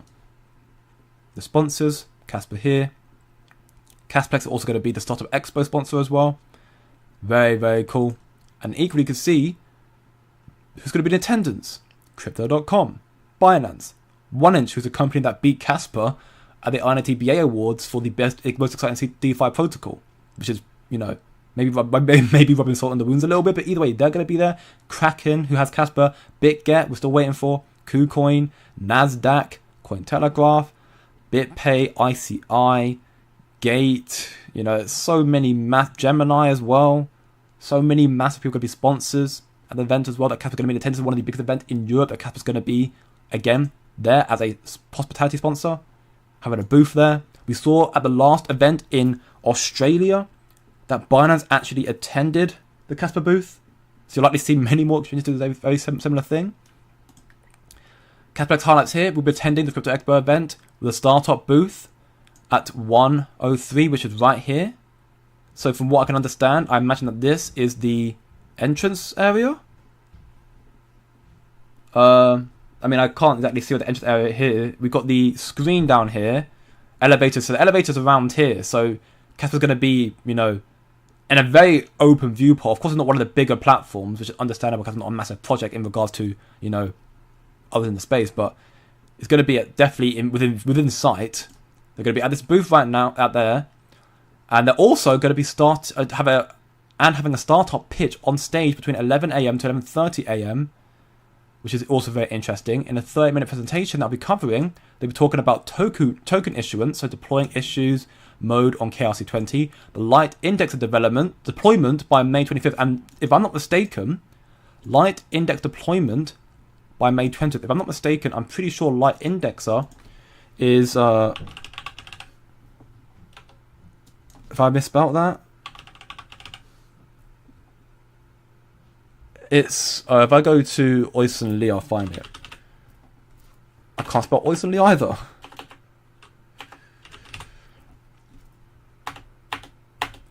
There. Man, I am so dyslexic, it's crazy. It's Oyster Lee here. Where's the post? Are they both? No, okay. About smart contracts. The whole premise I'm trying to get to, I'm pretty sure the Light Index, I think, is regarding stablecoins. Yeah, it was 5pp. I'm just going to follow him. I don't know why I don't follow him anyways. Yeah, so I'm pretty sure that they're going to be talking about token issuance, so deploy/issues mode on KRC20, Light Indexer deployment by May 2025. So if I'm not mistaken, that means the deployment of smart contracts by May, not smart contracts, stablecoins. If I'm not mistaken, that's stablecoins there. And then also how Kasplex Layer 2 stays consistent with Layer 1 sequencing and consensus. And Kaspa Door will be the Kasplex representation and deliver the presentation on stage. So Kaspa Door, again, this is why I follow him. Very, very well connected with Kaspa and Kasplex and doing a lot with them. His account got banned actually a while back. He made a new account. But yeah, I mean, that's what I was... Again, this is not... I'm not sure this is... I mean, you can correct me in the comments, but I don't think this is guaranteed. But I think... I mentioned from the sort of alpha stuff that was being talked about, that I think we're going to see Kasplex at this event talk about their stable coins and smart contracts coming out, and seemingly that is the case. So I might see stablecoins come out in May, so that's going to be a big thing that will bring event catalyst to Kaspa. So that is very, very interesting. And once more, something we can see here from Cap Media, You know, we are open to the we are open to the public first Latin American chicken rosticeri in Lithuania. You can pay with Kaspa. I only highlight this because, as Johnny highlighted, at this event, we're also going to be encouraging people to actually buy coffee, drinks, and other stuff with Kaspa and stable coins. So we're actually now seeing Kaspa be used as a form of currency, which is very good to see as well. Zelia Swaps, who are bringing on top of Yggdra Labs, or at least they plan to do so. They've got their white paper out right now, which is good to see. Which again, we'll probably go into a bit more detail on another stream. Also links to my community as well. Go check out the free community. Go find it out there as well. I am losing my marbles, I swear. I've been streaming for way too long. Not even answer any questions yet. I apologise. And then, yeah, hash rate's back. And again, Sanders' post here, which I'll get into in a bit more detail in a moment. But the TLDR, if you will, is just understanding that the long-term holders of Kaspa, they aren't worried about this rubbish. They're just holding and holding like Bitcoin holders do. And Kaspa's mirroring Bitcoin in that regard as well. Because other announcements as well, I'll come into in a moment. But I'm going to ask questions now because there must be quite a lot of questions already. Remember the guy who held Ethereum from 2016 for 8 years, 30k into Ethereum in 2016, by 2023, it was like 50 million. I haven't heard of that actually, which I'm surprised I haven't. But that guy is loving life, to say the least. Lambo cancelled. Lambo is currently just in the workshop. But it's going to be reformatted and have a new engine very soon. What happened to the Coinbase listing? It's already out. It was a perps, perpetual contract, futures contract. It wasn't a spot listing, it was a perps contract. It should already be on Coinbase, if I'm not mistaken. I was speaking 2 to 3 months because quantitative easing come in June. This is good indicator of money going into the street and both into risk assets, crypto and Kaspa. Yeah, quantitative easing is going to be a very, very good thing for bringing more money into the economy, definitely. I've missed so many questions. Oh my gosh, I apologise, guys. I really do. I'm normally on top of them a bit more than this. What's up, Stu Clark? Hope you have a very good day if you're still here. And you're welcome, Dodge, my man, Sander. You're a legend, my man. I love these posts. Keep it up. 2 to 3 years capital will be worth $7 to $8, potentially. I'd love to see it. Mining is not profitable right now. It's like running your own business. If you believe in the technology, you will be rewarded when it happens, but there is no reason to be for the FOMO at this point. Oh, there you go. Tony again gives us insight, and I think it's kind of similar to what I believe right now. Mining is probably a good investment in the long run, but right now it's not profitable, so it's a risk to reward. If you think capital's going to go up from here, then it's probably worth it. But again, buying right now is probably more worthwhile. But again, that's up to you, my man. Well, Britannia says, I'm new to crypto, so the smaller amount of coins means more potential for gains, or that's just a stupid comment. Let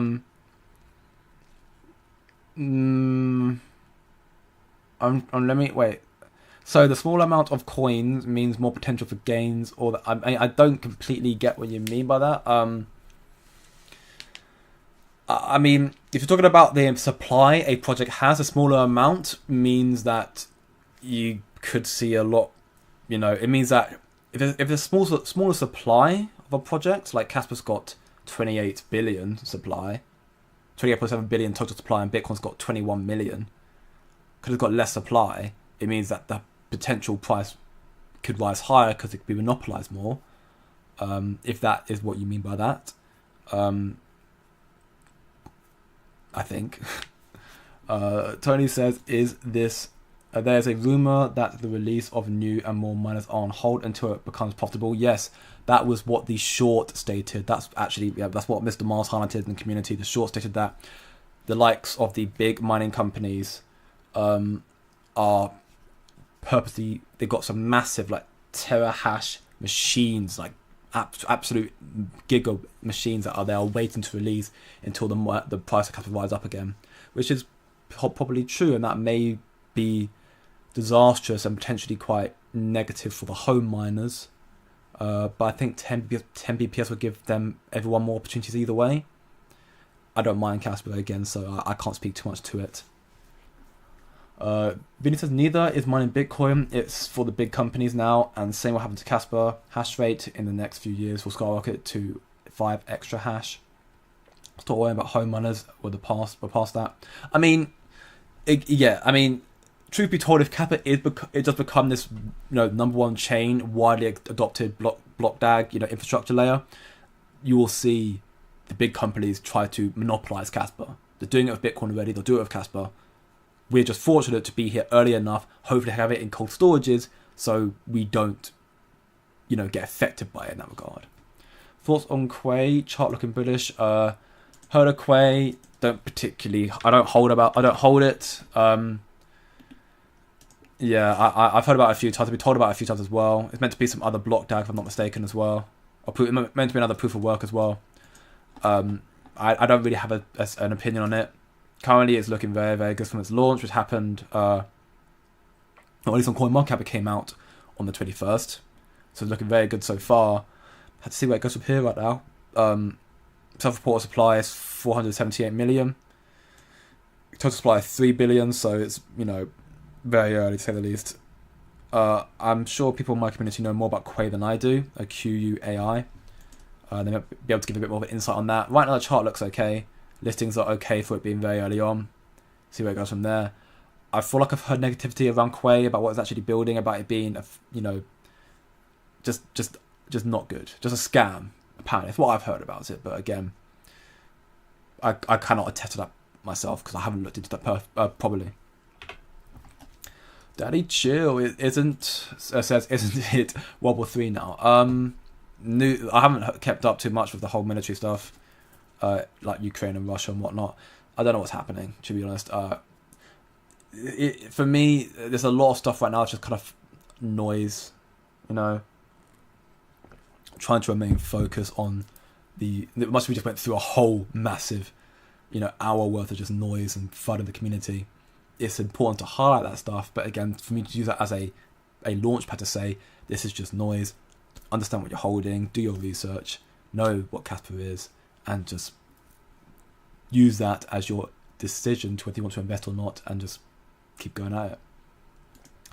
Within the Christian Ludwig talk about the endgame today, about how Casper is the Ethereum killer. I believe this guy's explanation implicitly. Also the Bitcoin 2 analogy. Again, I do plan to do this live stream later on today, or later on throughout the week. I am probably going to bed after this, actually. I'm absolutely knackered. I'll be so for real. But I do respect Christian Ludwig a lot.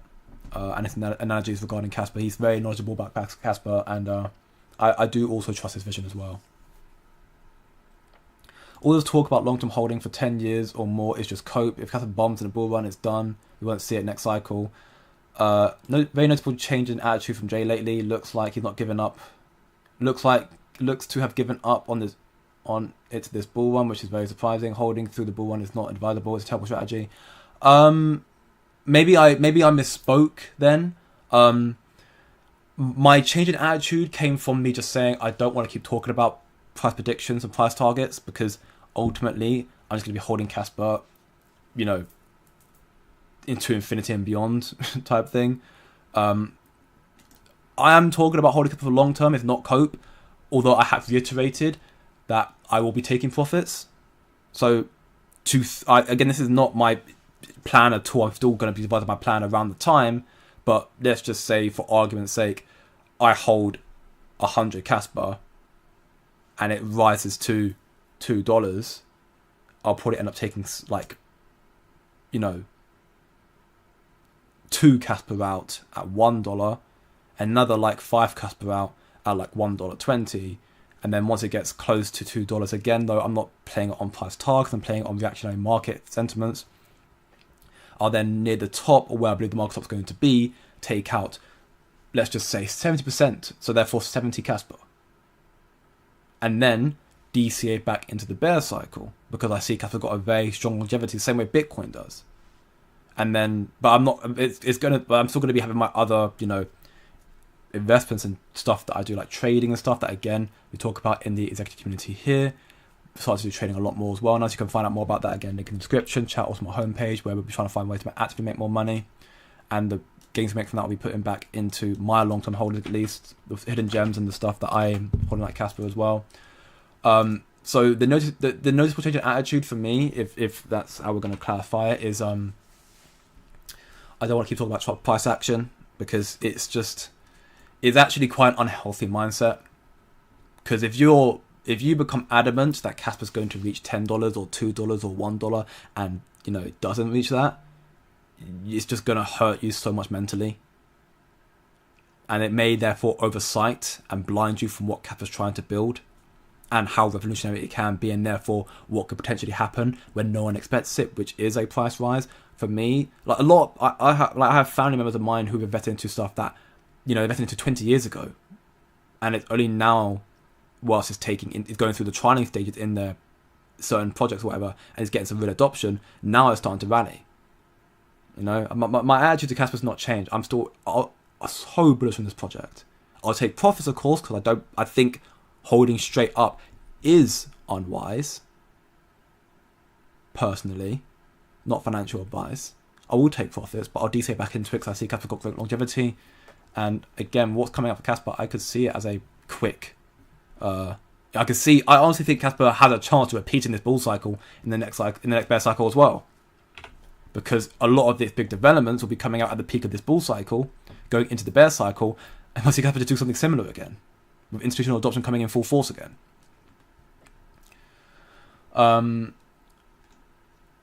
That's why holding strong on our conviction and keeping our hands on the pulse for Caspa developments and adoption is crucial. I agree.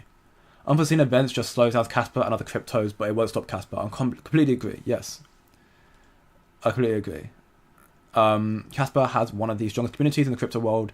That is also true, although the FUD is now starting to get to people's head a little bit more, which is understandable, again, because of the price, but I, again, choose to ignore it. Talk about Crane Network there. Made a 6x since its first launch on February 19th. I mean, yeah, again, 50,000 TPS. I have not seen that. Personally, again, I don't know much about Quay. Obviously, I know it's proof of work. I've obviously heard people talk about it. It could do well, but again, it could also be a scam, you know. I don't know. I can't give an opinion about it. All I could do is look at the chart as it is right now, say it does look quite good. You know, it's done very well. In accordance to CoinMarketCap, it's rallied up 3x in value. Obviously, it launched earlier than that on the 19th, so it's done even better than that. I don't know if it got 50,000 TPS or smart contracts, and whether that's actually true or not. Because I know, for example, like Visa claims to have, I think it's 10,000 TPS, something like that, but it's never been tested, and it never actually got to that before. So, whereas Caspa, right now, claims to have 300 TPS, it's surpassed that, go to 1,100. So when we do reach 3,000 TPS, Caspa may very well surpass that and prove it can do that as well. What is the FUD that Mao is selling Caspa? It's probably just noise, to be honest. I don't know. I think we'll find out soon. If I'm not mistaken, I believe in the next few days, Mao will release that next quarterly report that'll show their holdings of Bitcoin in Caspa and everything else, and hopefully we'll be able to see if they've been selling more Caspa or not. I don't think it's FUD. They explained why. Is that just recent? Again, because I've missed so many comments for so long, I'm not sure exactly what this is referring to. That's my fault. I apologise. Oh, you're talking about Marathon. I mean, again, if they're selling Caspa, it wouldn't. I mean, they did say they could sell it to buy more Bitcoin. I don't know. Is this just some guy reading comments? Wow. Me or Tony, I don't know. They've been selling since last year. Okay, Caspa, yeah. Guess what? Caspa isn't going to the moon tomorrow. Try again. Who said it's going to the moon tomorrow? Is there someone's comment I'm missing that's saying it's going to the moon tomorrow? Because I don't know where it's coming from. The Caspa Power Law would be in play if exchanges did manipulate the price for an entire year. Yeah, arguably that's also true. See more about Quay is going to wash Caspa. Again, I don't know more about Caspa. I don't know enough about Quay, so I can't make an opinion on that. I'm sure those who have looked at Quay a lot more than I have can give their 2 cents on it. I have to see.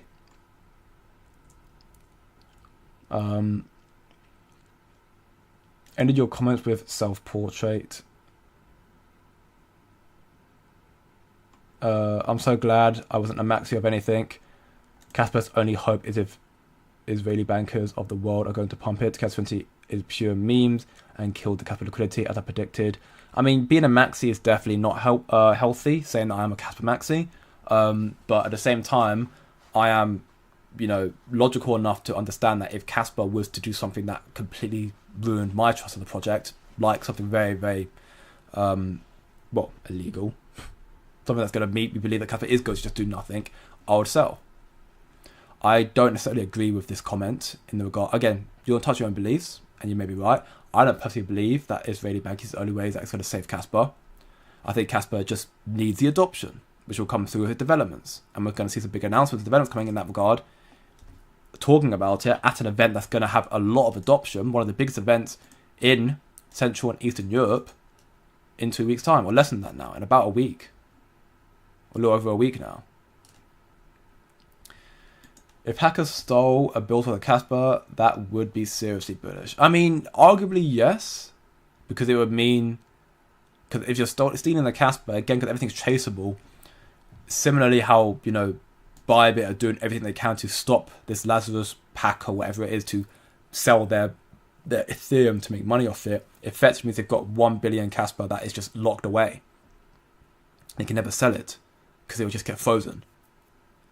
But I'll prefer they didn't do that, because I think Kaspa's got enough FUD as it is right now. And even now we're seeing people talking about Quay, which again, Quay may be a good project. I don't know about it, but that's going to also add some competition to Kaspa. And you'll see some people who are frustrated with the price of Kaspa start to deviate, which is not surprising either.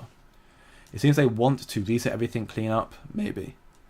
Kaspa took off at the top of the Bitcoin price 2021. It will do the same 2025. This is a bear market for Kaspa. Satoshi Sompolinsky's secret. Hey, maybe it is. That would be interesting. Bitboy is right about Kaspa. All the people who are going to make money, i.e. Polychain, other insiders already have. Getting a coin at 0.001 was the time to get it. Quay launched over a penny. Fair enough. Anyone says Bitboy was right has no. I mean, I you'll touch your own beliefs. I don't trust Bitboy as far as I can throw him. He's got lawsuit after lawsuit. I don't even need to explain what happened to Bitboy. Those who know Bitboy know what he's about. I don't trust Bitboy at all. That's saying you don't have to trust me.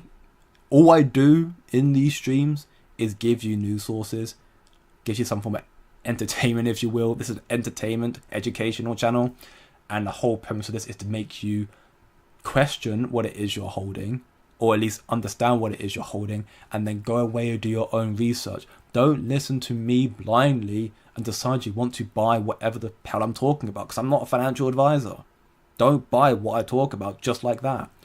Use what I say as a launch pad to know where to find the information and do your own research and then make your own big boy adult decisions on what you want to invest into.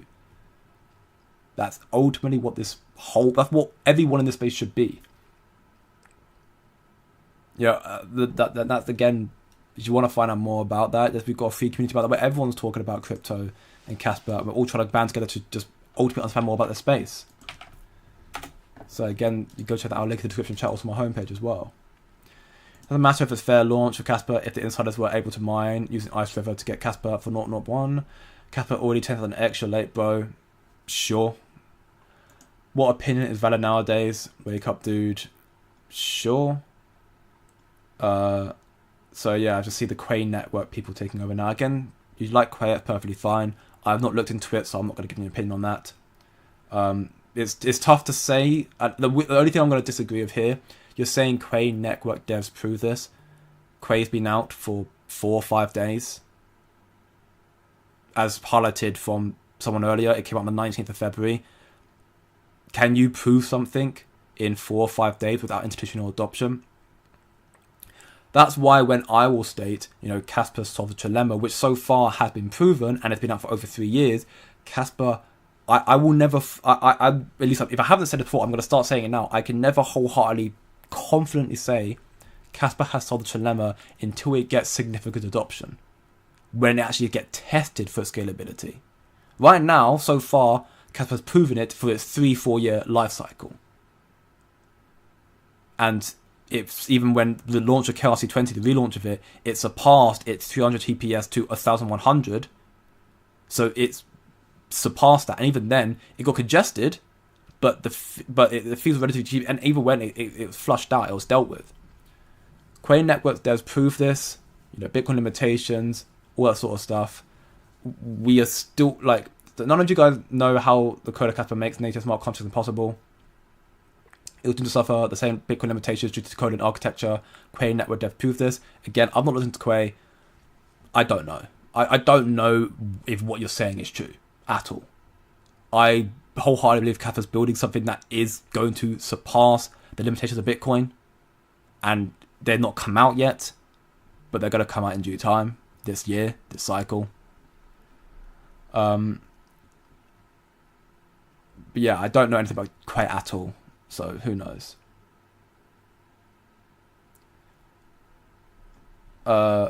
By the way, there is 4 different paths are developing at the time. Sparkles. I mean, yeah. Again, that's regarding the smart contract element to Eze.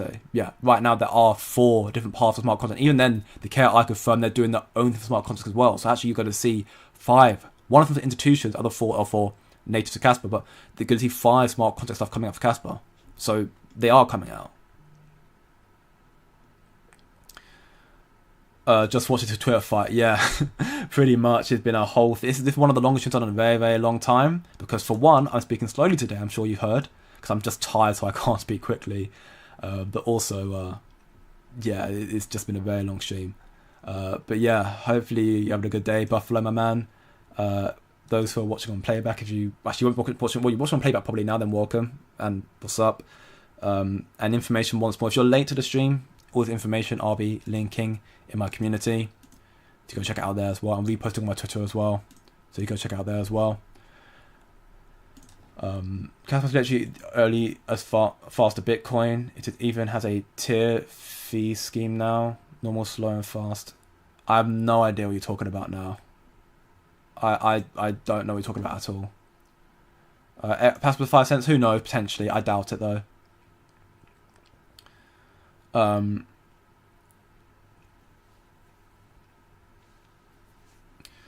I'm still just going through the comments, seeing fun in the comments. People, it basically just seems like Quay holders now combating Kaspa holders, which is not surprising.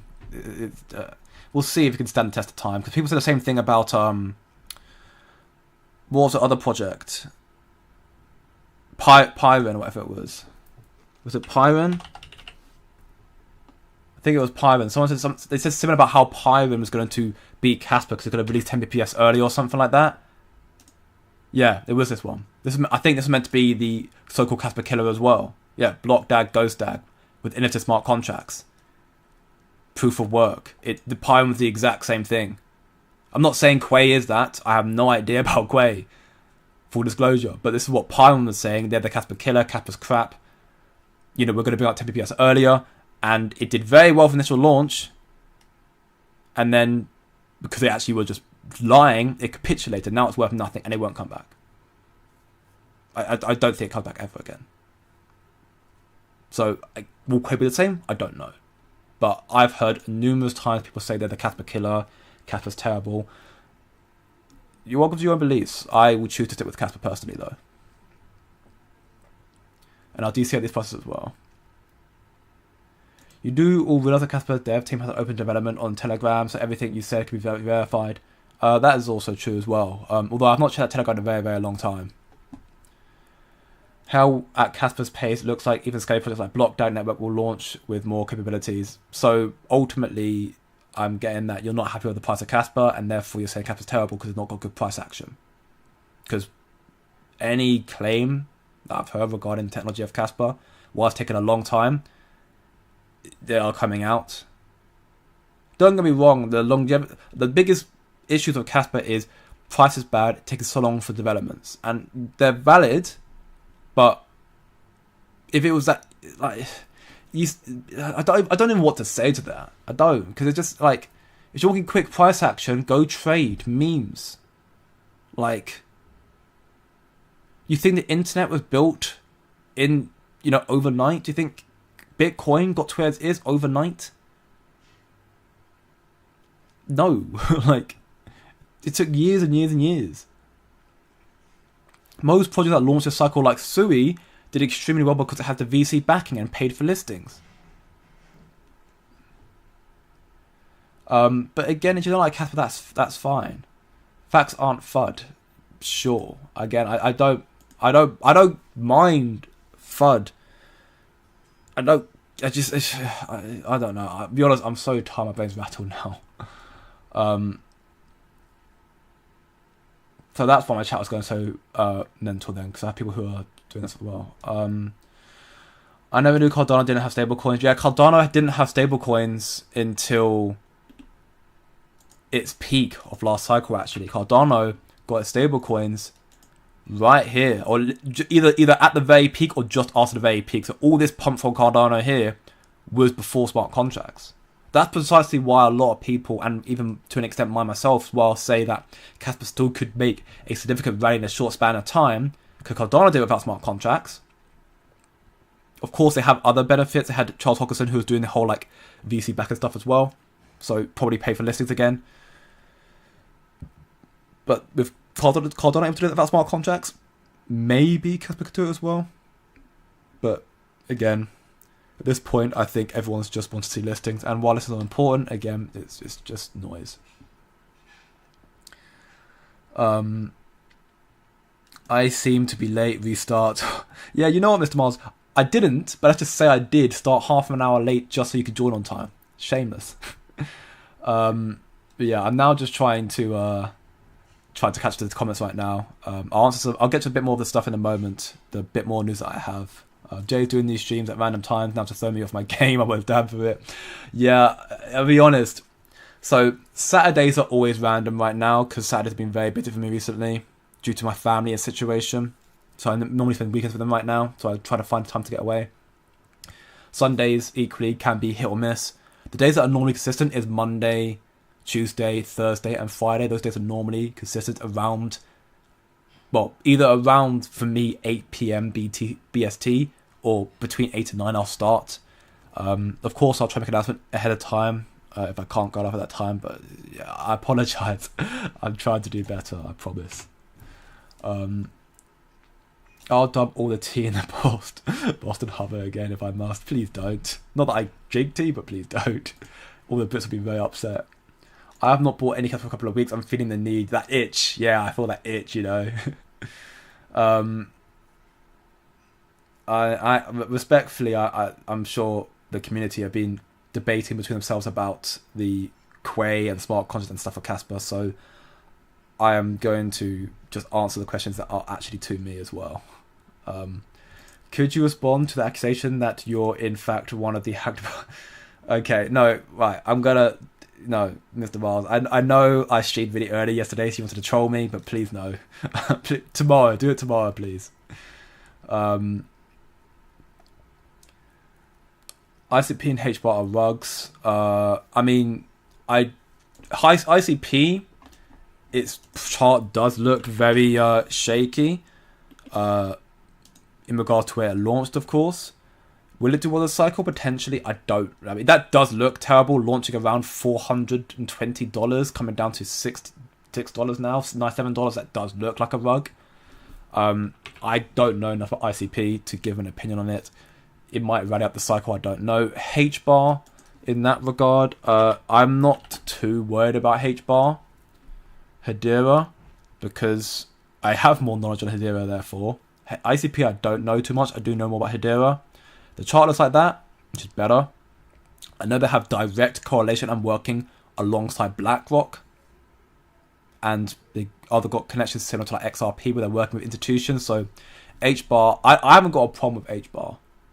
ICP, I have no opinion on. HBAR, I think, going to do well this cycle. And I think projects similar to HBAR, so XRP, XLM, XDC, Quant, I think I'm missing one as well. Algorand, they'll do well. Quay will rug as well. I, again, cannot confirm or deny that. I don't know anything about Quay, apart from it being a proof of work, and apparently got 50,000 TPS, which if that's the case, you know, that would be by far and away the fastest project in the space by a country mile. Because Kaspa's already one of the fastest proof of works, soon to be one of the fastest projects in the space with 10 BPS, and that would be 3,000 TPS. The 50,000 is absolutely insane in that regard. But in saying that as well, as I highlighted earlier, that's Pyron. I'm not saying Quay is Pyron, but that is Pyron who claimed to be Kaspa Killer, and look where it's at right now, so who knows. We'll have to see. And I'm still just trying to look through. Just remember that the probability Casper will thrive anyway is true. Casper was being mined by Shine, a team with us while all the guys had GPUs. This is verified true, so it doesn't matter about the supposed fair launch. Where is this verified true? I'm not saying it's true or not because I have no idea. What I do know actually, which is I wonder if they have got it in here as well. There is if you're a part of my community, my man, which I will link. I guarantee you're probably not, but if you are, you should join it. Free community, we talk about crypto. You could hate Casper all you want, that's fine. It's a community where we are mainly Casper maxis, but we're also just trying to find more about crypto and Casper as a whole, and just trying to learn more about the space. But in this community, if you go to the Useful Websites tab, you'll see a website, which is the CasperArchive.com website. Facts and myths about Casper. And you'll see a lot of stuff that people were talking about, which here are debunked. About Casper was unfairly launched and secretly controlled by the DAG Labs, which is, again, with facts here, disputed. Proof of stake better than proof of work, again, disputed. Casper scalability is limited, dispute. Again, this is a very, very nicely designed website, just to kind of, most of the FUD that comes to Casper is in these categories, and they even have, fact sources are from these websites as well. So you can even click that, and you see Shy's extensive posts talking about it. And even like this website gives you, the real truth, or at least the truth that is being given from Casper's side of things, with sources behind it as well. So I don't know. To be fair, I don't know if what you're saying is true or not, because I'm just so tired now that I'm barely thinking. But I imagine this is. I don't know where the verified true came from. If you want to showcase the proof of that, you have to link it to me on Discord, because you can't link on YouTube. They won't let you link stuff in the chat. Come to the server and then add me on Discord and link it to me, and I'll look through it. But I don't know where it's been verified as true, so therefore it makes it just trust me bro type thing. Proof of work is unsustainable. Yeah, also wrong. Cap of speed and proof of work makes it inefficient. Again, incorrect. Cap of lax utility. Cap of smart contract DeFi. All stuff been disputed here, and facts behind it as well. Websites, Twitter, you name it. Shy has been portrayed transparent, and he owes 3 mil Casper. He controls nothing. Yeah, that's also true. That is true. I have seen that actually, and he's also disclosed that he plans to sell. And the Casper he got given Casper as because he was part of DAG Labs. So obviously Polychain Capital, had to pay the guys a salary or some sort, so they paid them through Casper. So he got Casper. They guys got Casper from DAG Labs. Most of them have already sold it, to my knowledge. Although I don't know that. From what I heard from Shy, said a lot of them have sold it already. And Shy is going to be selling more of his, if not the rest of it, around 35 cents. And I'm still going, how many more questions do I have? Wow, that is, oh my gosh. Okay, I'm going to have to skip a lot of, before what I'm seeing right now is mainly just the Casper community combating mainly just Eze. It's like Eze's like just holding, Lord of the Rings, the hold the door, hold all scene. It's like Eze right now is holding the door against all the Casper maxis coming at him. Which, hey, with respect, if you're going to come into a channel, while my channel I'm making a transition slowly to become a crypto channel, although it's still going to predominantly focus around Casper because it's my biggest bag and I believe it is the best project in the space. This channel has been built up as a Casper Maxi channel. So if you're going to dispute and FUD Casper in a Casper community, you're going to have people who are going to try and, combat your claims. And a lot of people think it's just nonsense anyways, which again, maybe it is not. And I'll be honest as well, I'm not even reading the questions properly anymore.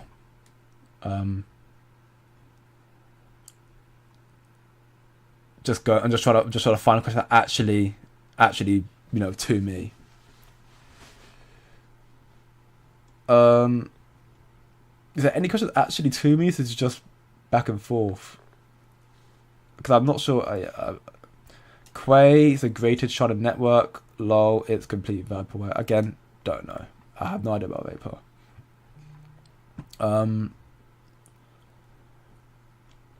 Honestly, I feel like Eze is just rage baiting. Maybe he's just rage baiting. Maybe you guys are just getting, you know, getting roped in. He's caught some massive fishes right now. Quick crypto, any idea for Nat token? Okay, I got an actual question. Sick. Nat token. I have never heard of it. Unless you talk Nat token. Is it here? I'm guessing it's this one. I don't know which one of these you're talking about. I doubt you're meaning KRC20 tokens. I'll type in Nat here and see. No, it's not Nat. So yes, I'm guessing one of those. No idea.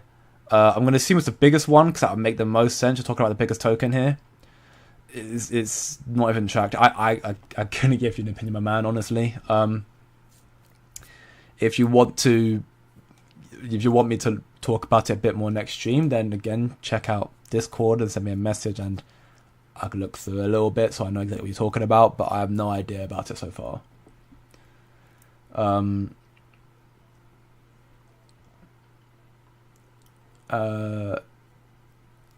That is a Chinese AI company dev. I'm guessing what you're talking about.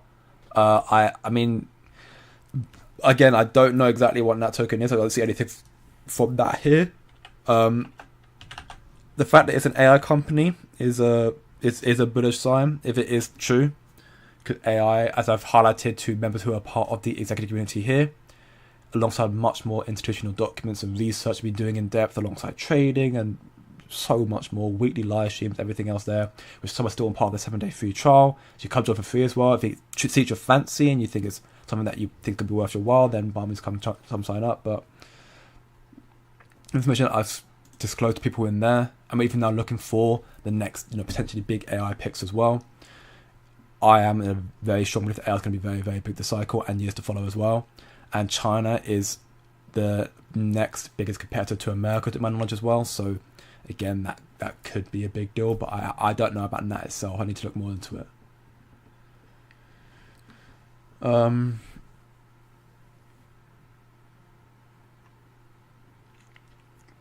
still just going.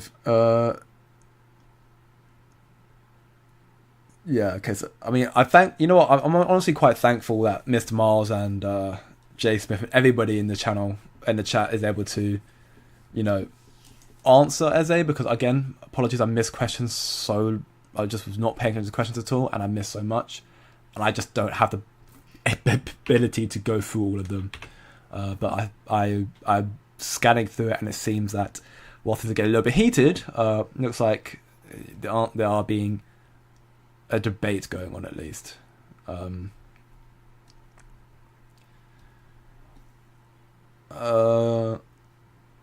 Okay, even Mr. Moss is getting a bit triggered. That's a rare occurrence, I'll be honest. Yeah, I don't know either, Jesus, man. It's mental. I talk about the Bybit aftermath, about what they're doing now, being very good, about how KRI came out basically just saying it's Ethereum's fault. Or at least seemingly they're saying it's a fault of Ethereum and Kaspa can solve this, which I do think Kaspa could solve this. And then we just have Johnny and his whole thing. I feel like it's a very, very productive stream. We still got a lot of very important stuff, and also going through the massive FUD, the good, bad, and the ugly, and ultimately just while it's important to know what's happening in the community. And again, I'll leave this stuff in my community, in my Discord, talking about the good stuff coming to Kaspa, that it's all still just noise, and that we'll see more big things coming to Kaspa very, very soon. The fact that, as Sander highlights here, the people who are holding Kaspa long term, people holding it long term, they are still holding. Kaspa's plus 3-year inactive supply is also following the power law with an R squared of 0.997, which is almost a perfect fit, which is even better than 2-year one. Which makes sense, of course, you're a long term holder, you believe in it, but while the data set is still young, only 100 days, the R squared will likely decrease as more data comes in. The trajectory is clear. Long term holders are locking up supply, reinforcing scarcity and stability, which mirrors what Bitcoin's doing. Again, shout out Sander, highlighting that those who are holding Kaspa long term, they know what they're holding and they continue to hold it and will continue to do so, following the same way Bitcoin does. And equally, those of us who may not be in as long as that time, like for me, I'm not a 2-year holder. I'm more like a year. I think I'm almost 2 years now, but I'm a year holder. But even then, I've not sold any Kaspa, and I don't plan to. At least, I'll take profits, but I've not planned. Even at these corrections, I could have taken Kaspa out here as well at the top. I didn't want to, and I decided to buy more because I do still believe Kaspa can do very well.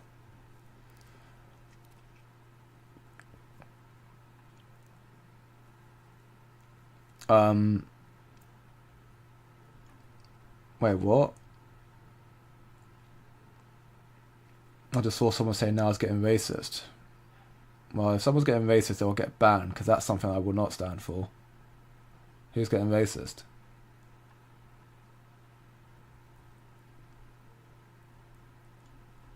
Well, I mean, okay, well, I don't know who got racist. I'm trying to look through my chat and I can't see it. If someone sees the comment about it, screenshot it to me and send it to me on Discord, and I'll deal with the culprit later on. But I'm scrolling through, I can't see any racist comments right now. But again, I've not been paying very close attention, so I apologise. What's up, John Doe? I apologise if you're reading the whole chat and stuff like that now. Stream was very good. If you're watching on playback, obviously at this stage right now, I apologise. But I like to believe the stream was very, very productive. Just right now, we're going through I'm just basically just answering questions in the chat right now, trying to get through all of them. And then I'll get to the last few comments right now, which is, I'll get some of that. So basically right now, I've got this here. President Trump says that he's going to be going with Elon Musk to inspect Fort Knox gold reserve to ensure it's still there, which could potentially have some repercussions, because again, if they go and they find out that the gold reserves aren't there in its entirety, so they've been lying about the data, that will cause significant corrections in gold and therefore the markets as well. So this could be potentially this is going to be a very crucial event to find out what's happening. Kanye West says it's time to launch its own blockchain. Now, Kanye West is a troll, internet troll, so I'm hoping he's lying about this, but at the same time, if he's not, just don't be an idiot. Like, is Kanye going to rug you? Probably. Not financial advice. Did you want to get into Kanye coin? Go for it, but I would be very wary of it. You're probably going to get PvP'd out anyways. Berkshire Hathaway's cash pile soared to a new all-time high of $234.2 billion. They're stacking cash. Why? Maybe the preparing for recession. Again, we could debate about that in due time. Still a lot more happening in this space. Still a lot of all over the place right now, honestly. And the Kaspa community right now is in a FUD war with some of the, focal people, if you will, the people who are kind of like the developers in charge right now, just purely based on not getting any listings, not getting market makers, and the price being bad. And I get it, but I'm not too in tune to that because I don't care about the list. The listings I care about, but I don't because I care about the developments. That's what's going to, from my understanding, that's what's really going to drive capital price up high. So, yeah. Why so much FUD? We also have to Shendo smart contract. You know what I mean, Jesus? Right on. Completely right on. Why so much FUD? We've got so many big things coming out. Literally, you're going to be hearing Casplex and Capital talking about token issuance on KRC20. This, I believe, is stablecoin developments and also stuff towards smart contracts in 2 weeks' time. You've got Cas EVM building smart contracts. You've got Igra Labs building smart contracts. You've got, name slipping me, Project Sparkle building smart contracts. There's so much, we're so close to so many big developments that could be event catalysts for Casper to see these other price movers. Why the FUD, honestly? But yeah, I mean, there's always hate people that hate other projects. They devote their free time to it because it's the best thing they can. I mean, there's always going to be fun about Casper. No matter what Casper gets to in price, no matter what happens to the project, you'll hear the next Caspers come out, the Casper killers come out. People flooding Casper. It is always going to happen. It always happens. So, it is what it is.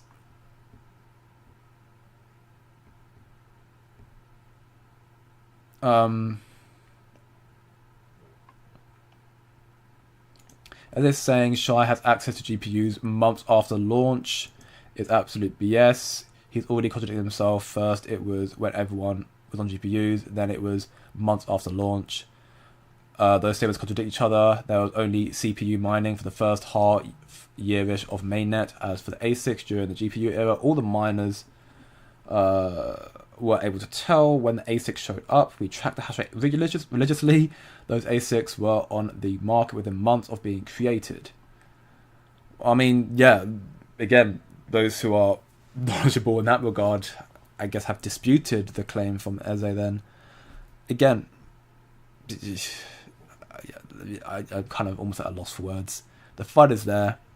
If it weren't for everybody who was obviously debating / trying to educate / arguing with Eze in the comments, I probably would have ignored it.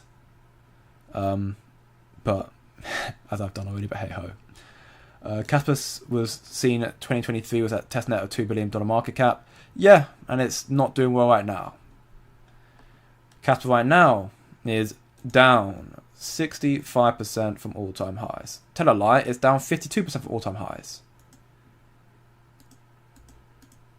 ADA dropped 55% before pulling a 50x to 100 bill market cap. Matic dropped 64% before pulling a 300x to 20 bill market cap. Solana dropped 78% before a 250x to 80 bill market cap. Right now, let's look at Litecoin. Litecoin here. Not perpetual. There. Litecoin is this is on Bybit, so actually it may not be fair to do it on Bybit. LTC, USDT. Let's do it on OKX. That's probably better. Yeah, so we can see here, Litecoin, other proof of work, currently down 70%. Okay, let's go to Cardano, shall we? Cardano on Binance. Currently, it is down 73%. Cool. Okay, let's go to.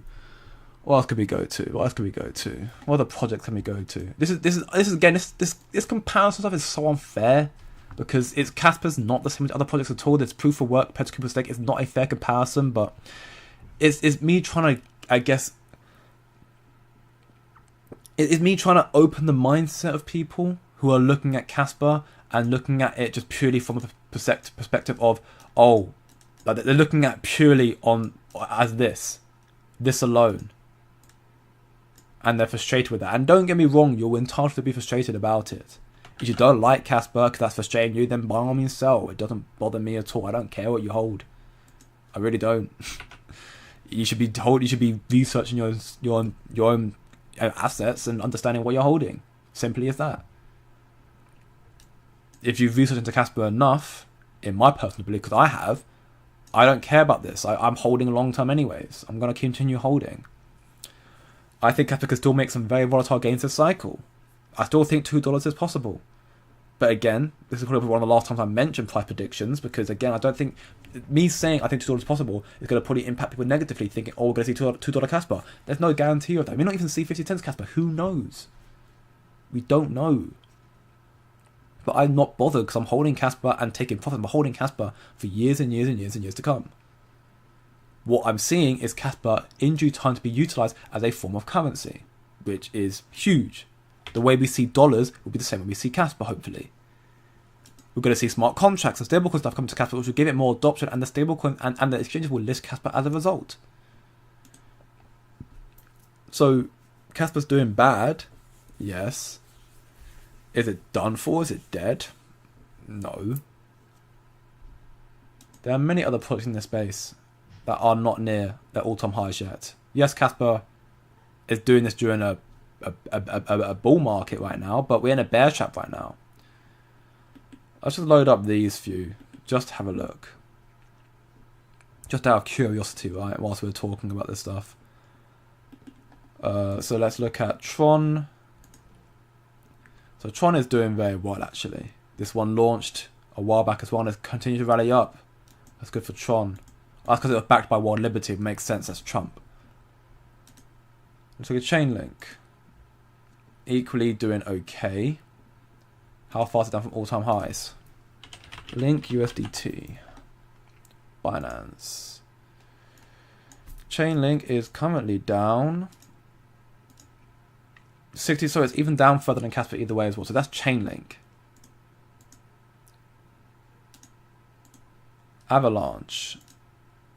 I don't even need to do the comparison to know that's down like 70% as well. And that's gaming as well. Polkadot. Again, that's down massively. That's huge. Point being is, right, I mean, you're going to be, frustrated with Kaspa's price. As again, you're well entitled to be frustrated with Kaspa's price. It's not being fantastic recently. When people say Kaspa's been bad for a year, that is an incorrect statement. Because, as a matter of fact, if you're going to be nitpicky, it has been bad since August 1st, which puts you in about 7-8 months territory. It's been almost a year, but people are saying Kaspa's been bad since November 2023. No, it is badly since here, which then made it do badly since November 2023. But it was no one's complaining about Kaspa until we got to here. And then we're like, oh no, it's been bad for a whole year. No, it's been bad for a few months. But at the end of the day, Kaspa's current correction from all-time highs is 50-60%. Majority of the massive projects in the cycle, ones that are, in my belief, guaranteed to rally because of how big they are equally down 70% in value. If Kaspa was down 80%, then yes, I'd be concerned. If it goes down to 5 cents, that's a 75% correction in Kaspa. That maybe then, yes, I could be concerned. It comes down to 5 cents, that's 75% correction, sure. But at the same time, other products similarly corrected that far as well. Kaspa could go down to 5 cents? I don't know. I don't know. From what I'm seeing, unless we see a crash in Bitcoin or something disastrous happen, I don't think it's going to happen. But again, what will affect the price of Bitcoin at this point is a significant macro event, like maybe Trump discovering the gold reserves are fake. That could cause Bitcoin to crash. Being the digital gold. We'll have to see. Can we see $1 this year? Potentially. I hope so. I think it has to do well in general, though. Correction, I mean, Eze was claiming Shy had access to ASIC months after the mainnet launch. Oh, okay. So when the rest of us were mining on CPUs, Eze thinks Shy had either ASICs. Potentially. I'm sorry, I said potentially. Again, I'm brained off right now. I mean, yeah, I seemingly people have disputed Eze's claim already right now. I think he's left anyways now, so that's fair enough. And I agree, Jesus. I do feel bad for people who did buy, obviously, at 20 cents, 15 cents. Everyone who bought, at all and are down right now, I feel bad for you. Of course, if you bought back at the peak in November 2023, then yeah, also I feel bad for you because you're down right now. But, again, if you don't like the project, sell. No one's got a gun to your head to force you to hold your back. If you don't like it, sell. It's fine. I'm personally not selling my Kaspa, even though I'm down on my holdings. I don't care. I really don't, because I'm looking along. Don't look short term, think long term. Don't be emotional, be logical. That is my mindset when I'm looking at crypto. Follow the money, and for me, the money will flow into Kaspa because of what they're building. Could have Bybit handling the hack so well and not blocking withdrawals? 100%. Honestly, that was actually a very, very big deal, and equally for the, as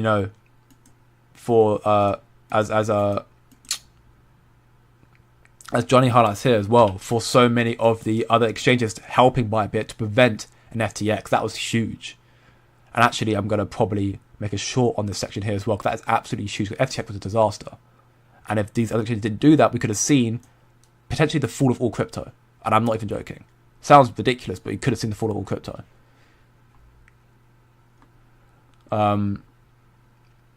Bybit saved the crypto market for repeat. Yeah, 100%. So kudos to them, definitely. The potential racist take was that Kaspa is an Israel-funded coin. The Jews control money BS was probably assumed. Okay, I didn't actually see that. I thought it was more a racial slur. I mean, it's not ideal. It's not, again, it's an opinion, I guess, from Eze. Kaspa is a fair launch decentralized proof of work project, so it is not it's not an Israel-funded coin. It's not. It's just not how it is. The problem is, as always, people have a negative viewpoint on other people, which is why I guess it's a racist comment. And because the founders are from Israel, people therefore choose to believe that Kaspa is an Israeli coin. It's an incorrect statement. That is very simply untrue. Kaspa is a fair launch project, but the problem is people who claim that know Kaspa's fair launch. They just refuse to believe that. Something else I want to correct from Eze. He's not even here, but sure. It's true Kaspa's current form was never meant to support native smart contracts, but Dagonite could. Eze is blurring the lines on purpose. Fair enough. People that bought Kaspa top, imagine how people felt Bitcoin stopped 2017. 100%. Weekly last cycle, people who bought Bitcoin at 69k had to wait 4 years to see Bitcoin make another rally. They saw Bitcoin top here, come down, rally up again. Oh my god, Bitcoin's going to go even higher. They didn't think Bitcoin would only go 6k higher. They thought Bitcoin would go up, potentially another 10, 20k higher, and it stopped, But at the same time, we're also not at a market top for Kaspa. We're at a local top. It's been a long local top. We're not at a market top for Kaspa. For me, Kaspa's going to surpass 20 cents a cycle, and equally will do better. I'm not going to anymore stay price predictions because I think it's better for the community and this channel in particular as well if we stray away from looking at price predictions religiously and just talk about what they're building. Of course, I will occasionally highlight I think Kaspa could do this, but it's not going to be a religious take of mine. It could be like Kaspa could do this, but it doesn't make it, so be it. When I start making this channel and start converting more to a crypto channel, talking about other projects like the ones I'm looking at, other ones that I like AI stuff project, other infrastructure projects like Sui. Maybe I might make a video on Sui and C and stuff like that in the future as well. There'll probably be price projected in there as well, but if I'm honest, I'll probably do it on a takeoff from what I've heard from community sentiment. This is the price prediction that's been generally talked about. That way, I'm not saying I'm going to reach that. I'm just giving that community sentiment because it's just it's a way of understanding what people believe.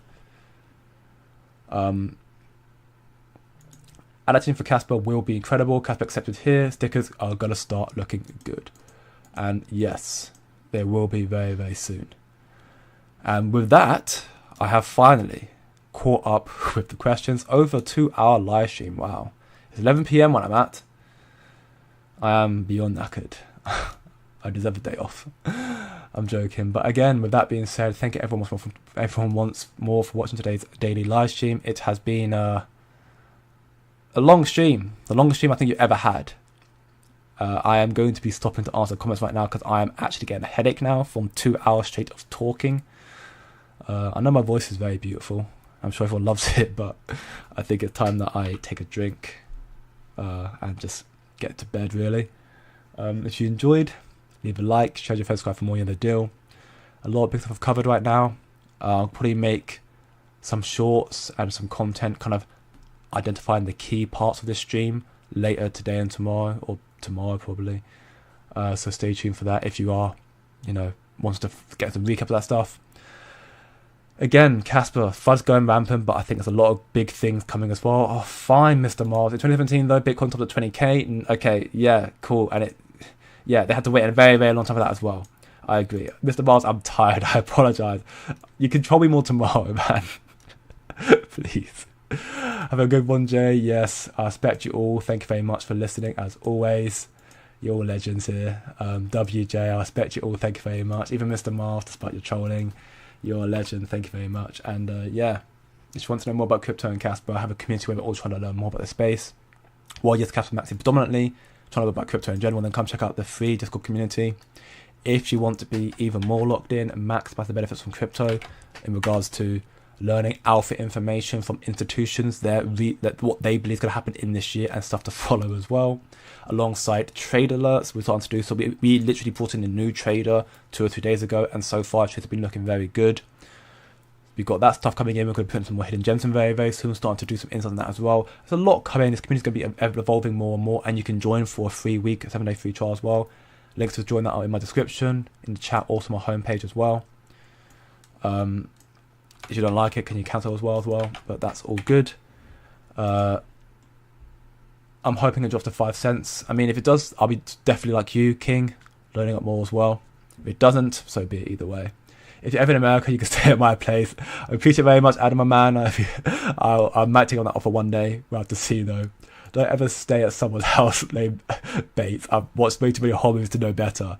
Uncle Norman, yeah, honestly. But anyways, have a great day, good evening, and good night. Hope you all had a great weekend. We'll start cracking on as normal on Monday tomorrow.